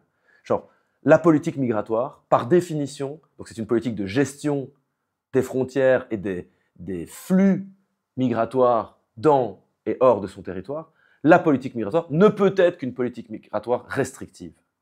Je veux dire par là, elle ne peut que produire des externalités négatives, fussent-elles très marginales dans le cadre d'une politique migratoire très ouverte, par exemple. Mais le principe même de la politique migratoire, c'est restreindre les flux de migration. Donc, il n'existera jamais de politique migratoire qui n'est pas restrictive. Autrement dit, il n'existera jamais de politique migratoire qui ne produit pas une série d'externalités que l'on connaît aujourd'hui de manière massive, les morts aux frontières, les meurtres policiers, les disparitions en mer, etc. Peut-être que ce truc-là pourrait être amoindri dans le cadre d'une politique plus souple, mais la politique migratoire, c'est une politique qui produit de l'externalité et donc qui produit des drames humains, parce qu'elle empêche.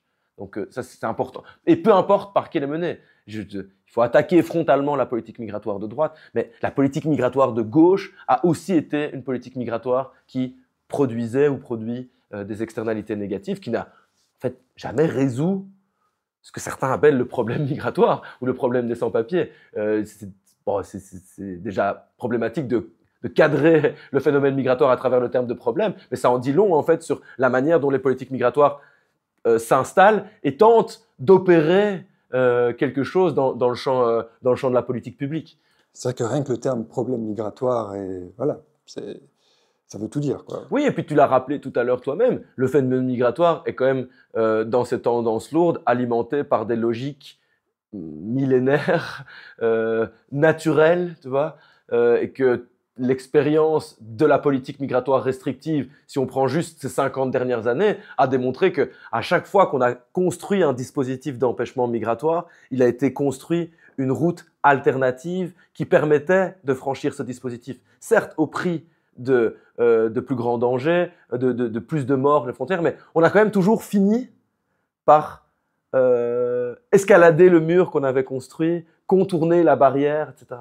Tu as raison de dire que la politique migratoire en soi, qu'elle soit de gauche ou de droite, pose problème, mais je pense que là, on a franchi un cap avec le plan du gouvernement, et je te propose qu'on développe un peu ça, parce que je pense que ça a atteint des sommets de durcissement, de répression, de xénophobie.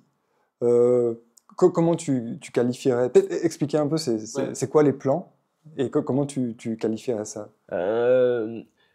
C'est drôle parce que j'ai l'impression que la séquence actuelle de l'Arizona doit être lue au moins depuis l'avènement de la suédoise, qui n'est pas le gouvernement fédéral précédent, qui est celui encore d'avant. Avec Theo Franken.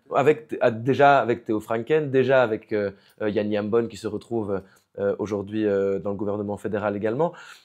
Mais le basculement a eu lieu à ce moment-là, selon moi, et après, ça n'a fait que s'empirer. On va revenir vraiment sur le dernier accord de gouvernement. J'ai bien compris que c'est de ça dont nous voulions parler, mais le contexte 2014-2020, donc le gouvernement qui était Premier ministre, rappelle-moi, de Charles Michel, mais oui, je suis bête, ce qu'on a appelé le gouvernement MRNVA, a été une particularité, pas seulement sur le plan migratoire. La première particularité, c'était que on faisait entrer le loup dans la bergerie pour la première fois. Hein, parti nationaliste flamand, la version décolorée du Vlaams Belang, en fait, était dans une série de postes régaliens, et pas des moindres, l'Intérieur, s'il vous plaît, le ministère de l'Intérieur, et sous son mandat, sous sa responsabilité, le secrétariat d'asile et l'immigration confié désormais au bien connu Theo Franken. Aucun parti de gauche ou de centre-gauche dans la majorité, et un seul parti francophone, minoritaire du côté francophone, en la personne du MR, à qui on donne le poste de Premier ministre. Donc, c'est pour toi les casseroles, ce sera pour toi. Donc, ça, c'est au niveau de la configuration politique. À l'époque, on dit, mais c'est la première fois qu'on a un gouvernement aussi à droite. Entre-temps, on a un gouvernement encore plus à droite dans l'accord de gouvernement actuel, mais on y reviendra. Mais donc, ça a déjà changé quelque chose. Et le fait de confier le secrétariat d'asile et à l'immigration à Theo Franken, qui a fait de la sévérité en matière migratoire la pierre d'achoppement de son action ministérielle à l'époque, ça a quand même pas mal dérégulé les choses. Il y a eu la législature de Theo Franken est entachée d'une série de scandales d'État. On ne comprend même pas comment ce type est encore ministre aujourd'hui dans le nouveau gouvernement fédéral. Pour n'en citer que un, la collaboration avec le régime soudanais pour faire venir la police secrète soudanaise pour qu'elle repère dans les files devant l'Office des étrangers les ressortissants soudanais pour qu'elle puisse plus facilement les rapatrier dans son pays dans lequel ils seront par ailleurs torturés, voire tués. Ça, c'est Theo Franken, ça a été fait, c'est su, c'est documenté. Le scandale du trafic de visas pour les Syriens chrétiens. Donc à ce moment-là, on retrouve le schème de l'islamophobie. On commence à accueillir, donc à l'époque, c'est la crise des réfugiés syriens, dite crise des réfugiés syriens à partir de 2015. Les Syriens ont un gros taux de reconnaissance au début de la dite crise. Et puis à un moment, ces taux de reconnaissance s'affaissent. Je n'ai pas les chiffres en tête, vous irez voir ça, vous pourrez retrouver les statistiques.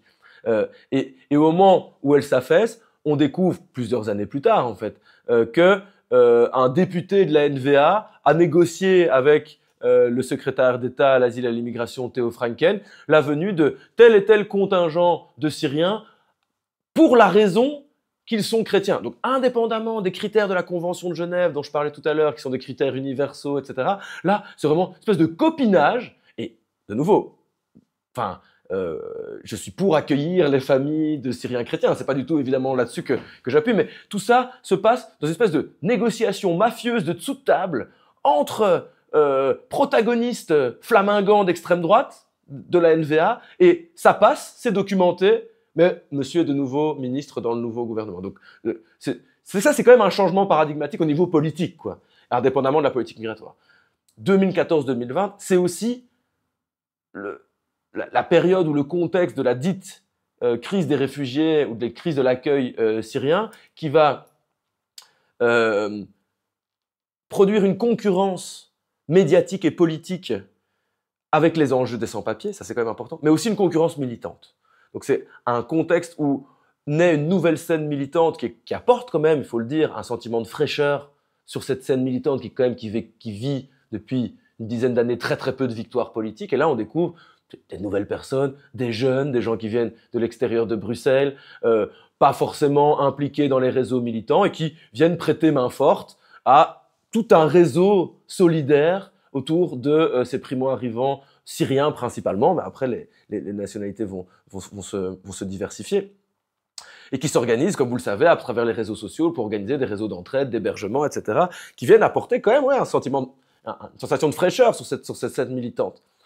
Et à la fois qui, sur la scène militante, comme elle ne possède pas forcément d'emblée l'ensemble des codes des mondes militants, et les mondes militants sont des mondes aussi très très codés, avec des enjeux de légitimité politique qui mettent longtemps à s'instaurer, sur le champ militant, dans le champ militant, la question des réfugiés entre en concurrence également avec la question des sans-papiers. Et d'autant plus que au niveau des gouvernements régionaux, et notamment la région de Bruxelles, la région bruxelloise, elle est aux mains d'une coalition PS Écolo, donc centre-gauche, qui voit dans l'émergence de ces nouvelles solidarités l'occasion de se refaire la cerise et d'organiser un rapport de force avec le niveau fédéral qui tente au contraire d'affaiblir ces mouvements de solidarité et d'affaiblir et de diminuer les quotas de reconnaissance des demandeurs d'asile. Donc il y a une espèce d'agencement croisé, si tu veux, entre l'État qui a une politique très très dure et la région qui, en fait, finance largement les réseaux de solidarité d'accueil des réfugiés, qui produit en fait une extrême marginalisation des enjeux liés à la régularisation des personnes sans papier, qui, comme je le rappelle, ne sont pas des primo-arrivants, sont là depuis de nombreuses années et étaient là, en l'occurrence, impliqués également dans la solidarité de l'accueil des réfugiés. C'est encore plus cynique, pourrait-on dire, comme scène. Et moi, à titre personnel, par exemple, j'ai assisté au démantèlement du parc Maximilien à la fin de plusieurs semaines d'occupation et d'organisation du parc en solidarité, et j'ai assisté à une forme de tri organisé entre les bons réfugiés syriens qui allaient pouvoir être accueillis dans des bâtiments en dur, mais aussi pris en considération non seulement par le réseau associatif, mais aussi d'une certaine manière par le gouvernement bruxellois qui donnait raison en fait au mouvement de solidarité, et les mauvais sans-papiers qu'on a qualifiés alors de migrants économiques, de ceci, de cela, mais en tout cas, ils étaient du mauvais côté de la légitimité migratoire ce jour-là, et qu'on a laissé littéralement au contact des chiens de la police qui ont été contraints d'aller voir ailleurs et dont leur lutte a été invisibilisée. Et on est aujourd'hui en 2025, ça fait presque 10 ans que cet épisode a eu lieu, et j'ai l'impression, j'ai le sentiment qu'on est encore en train de panser les plaies de ce qui s'est passé à ce moment-là. Aujourd'hui, les configurations sont tout à fait différentes, y compris dans le champ militant, et donc je pense que ça circule davantage que ça pouvait circuler à ce moment-là. Je pense qu'il y a eu plusieurs analyses qui ont été faites à l'intérieur de ce champ qui participent à restructurer ce champ militant, à le rabibocher, à le réapaiser. Hein. Mais il faut imaginer l'impact d'une séquence militante sur plusieurs années dans un champ militant qui est déjà traversé par des scènes de précarité, de tension et de conflictualité. Donc là, ça c'est pour le gouvernement suédois. Et donc le gouvernement suédois, c'était leur slogan « Une politique migratoire ferme mais humaine ». Donc on gardait l'humain, mais alors avec tous les scandales dont je viens de parler, avec vraiment une mise sous pression des mouvements de lutte, c'est quand même sous ce gouvernement qu'a été décapité plusieurs collectifs de sans-papiers. Décapités, j'entends qu'on est allé chercher les leaders de ces mouvements-là et on les a individuellement expulsés vers leur pays d'origine. Ils ne sont plus jamais revenus en Belgique. Donc il y avait quand même un sursaut dans la répression migratoire à ce moment-là. Après, il y a eu les visites domiciliaires, il y a eu le procès des hébergeurs, il y a eu Maouda. Donc c'est vraiment une législature qui est marquée par le sceau de la violence anti-migrante, mais qui gardait quand même ce côté, dans le verbe, je veux dire, humain. Hein, ils voulaient préciser, je le dis parce que par rapport à l'Arizona, par exemple, en Arizona, c'est l'aridité complète. C'est la décomplexification complète de la violence migratoire, du rejet migratoire, et qui en plus, non seulement il est décomplexifié d'un point de vue idéologique, mais en plus il est justifié d'un point de vue économique. Donc si on reprend l'accord de gouvernement Arizona, toutes les mesures sont des mesures de coupe budgétaire, et le volet migratoire, notamment tout l'aspect du volet intégration des personnes présentes sur le territoire, est coupé au nom d'un libéralisme victorieux, en tout cas au nom de la chute des dépenses budgétaires. Là, on vient de parler du gouvernement suédois, pour lequel, selon moi, il y a eu vraiment quand même un tournant dans la répression migratoire. Au sortir du gouvernement suédois, il y a le gouvernement Vivaldi qui tentait, en tout cas dans l'apparence, dans le discours, de contrecadrer ce qui s'était passé dans le gouvernement suédois.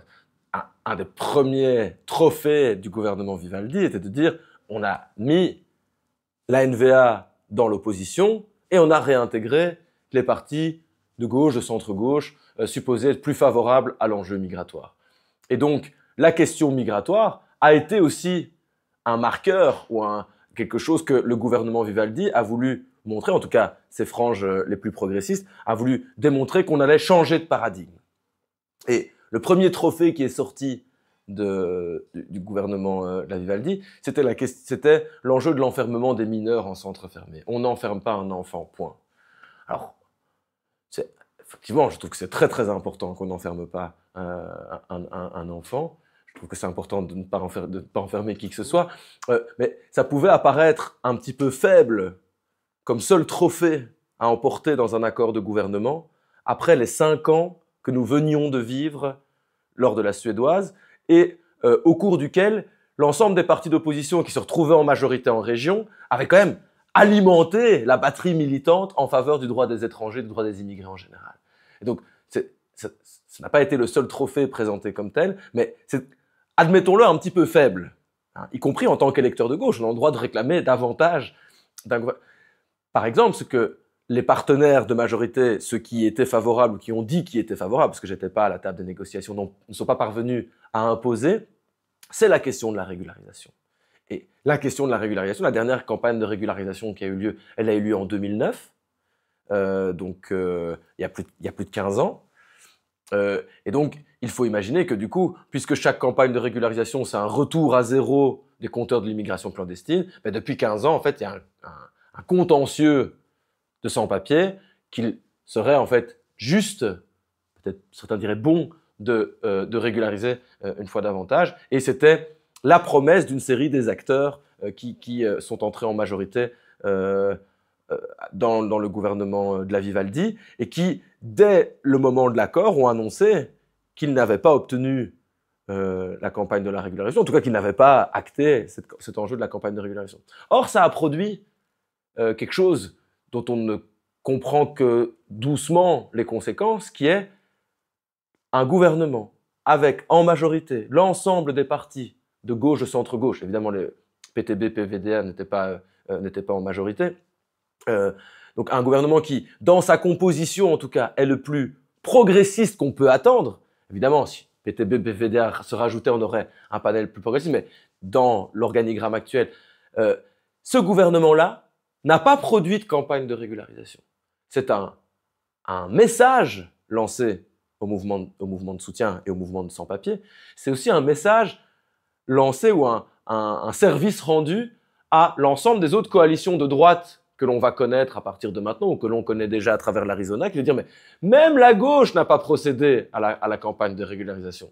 C'est bien dire que même pour les acteurs de gauche, cette solution-là apparaît comme non valable, non viable, non désirable, etc. Et donc, ça produit quelque chose dans un basculement de l'ordre de la fenêtre d'Overton, qui est ce concept qui, comment est-ce qu'un mécanisme devient plus ou moins désirable dans l'opinion publique.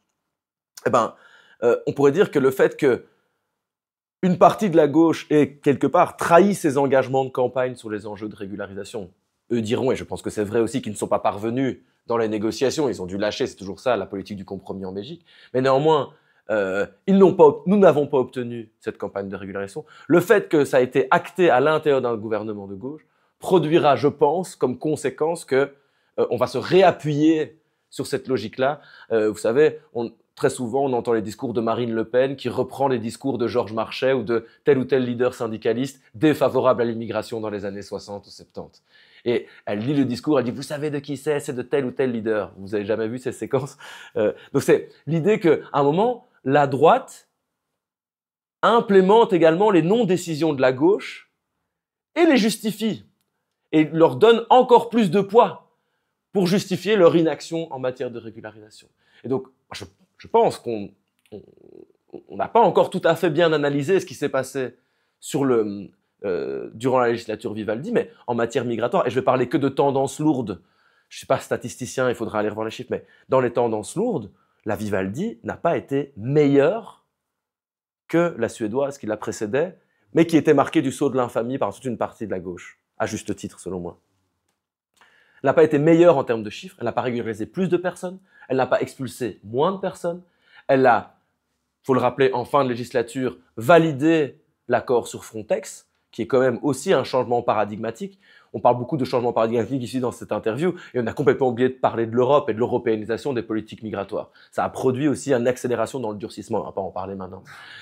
Et donc déjà, on pourrait dire, la Vivaldi, elle a échoué en matière migratoire. Elle a confié le portefeuille à la migration au parti qui était le moins favorable, et on a quand même l'énorme séquence de lutte du collectif de l'USPR, l'Union des sans-papiers pour la régularisation, qui ont occupé pendant plusieurs mois au moins 3 espaces bien connus à Bruxelles, ont entamé des très très longues campagnes de grève de la faim.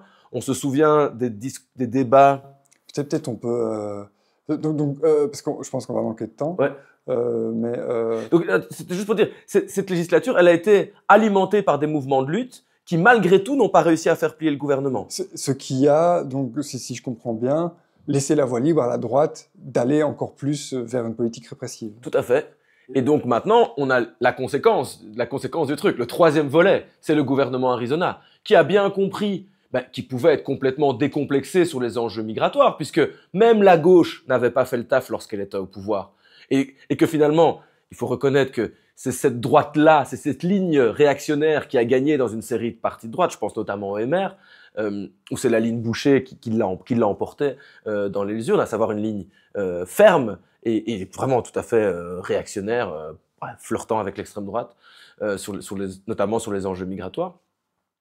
C'est cette ligne-là qui a gagné, mais en plus, les partis qui étaient avant en majorité n'ont pas fait le taf. Et donc, l'accord Arizona est d'une décomplexion complète quant aux enjeux migratoires. On n'essaye même plus de dire qu'elle est ferme et humaine, on affirme le fait qu'elle est ferme, et puis pour l'humanité, on repassera plus tard.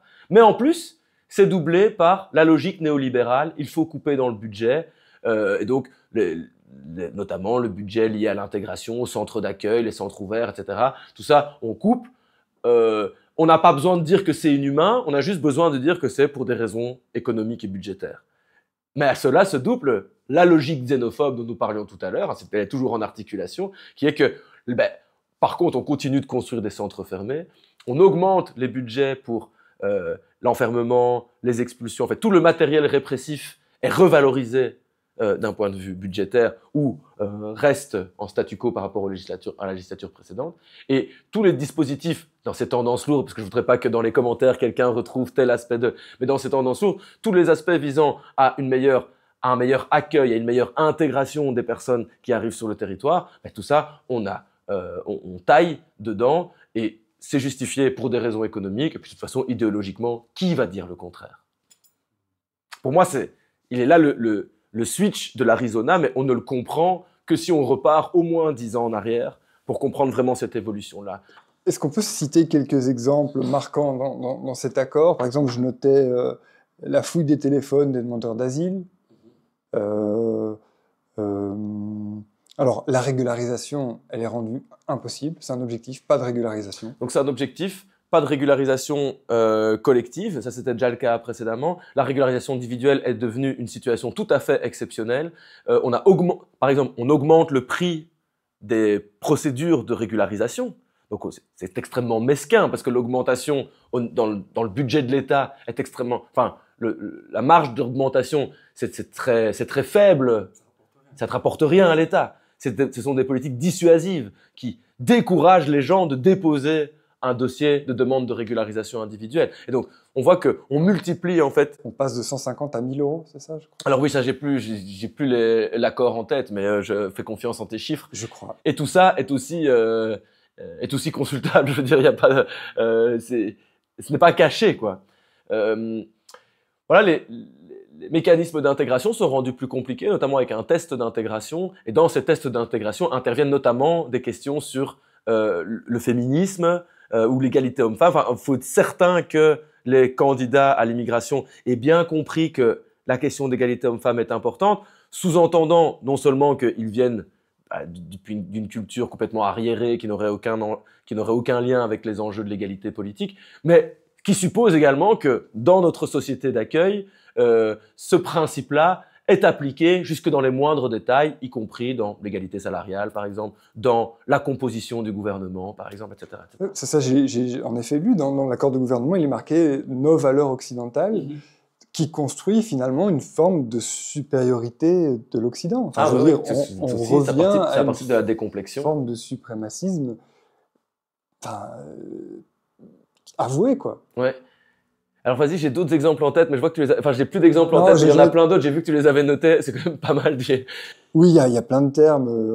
Accueil sobre, voilà, le terme est... Oui, alors tu vois, c'est cette logique de la décomplexion économique. Donc on va déstructurer les quelques espaces d'accueil ouverts qui existent, on va les rendre les plus austères possibles. Et donc là aussi, c'est pas de l'économie, c'est de l'économie de bout de chandelle qu'on fait, mais on va surtout les rendre les plus hostiles possibles. On va pas mettre de télé, on va pas, je sais plus c'est quoi tous les détails, mais il qualifie ça d'un accueil sobre qui a comme volonté explicitée dans l'accord De décourager. oui, de rendre moins désirable le fait de loger pendant 15 jours dans un centre d'accueil de fait d'asile, mesdames, messieurs. Enfin, on en est là quand même. Voire de faire mal, quoi, Ah oui. de punir. Et alors, de punir, tu as raison quand même de préciser, parce que ça, c'est quand même une atteinte aux droits fondamentaux assez explicite.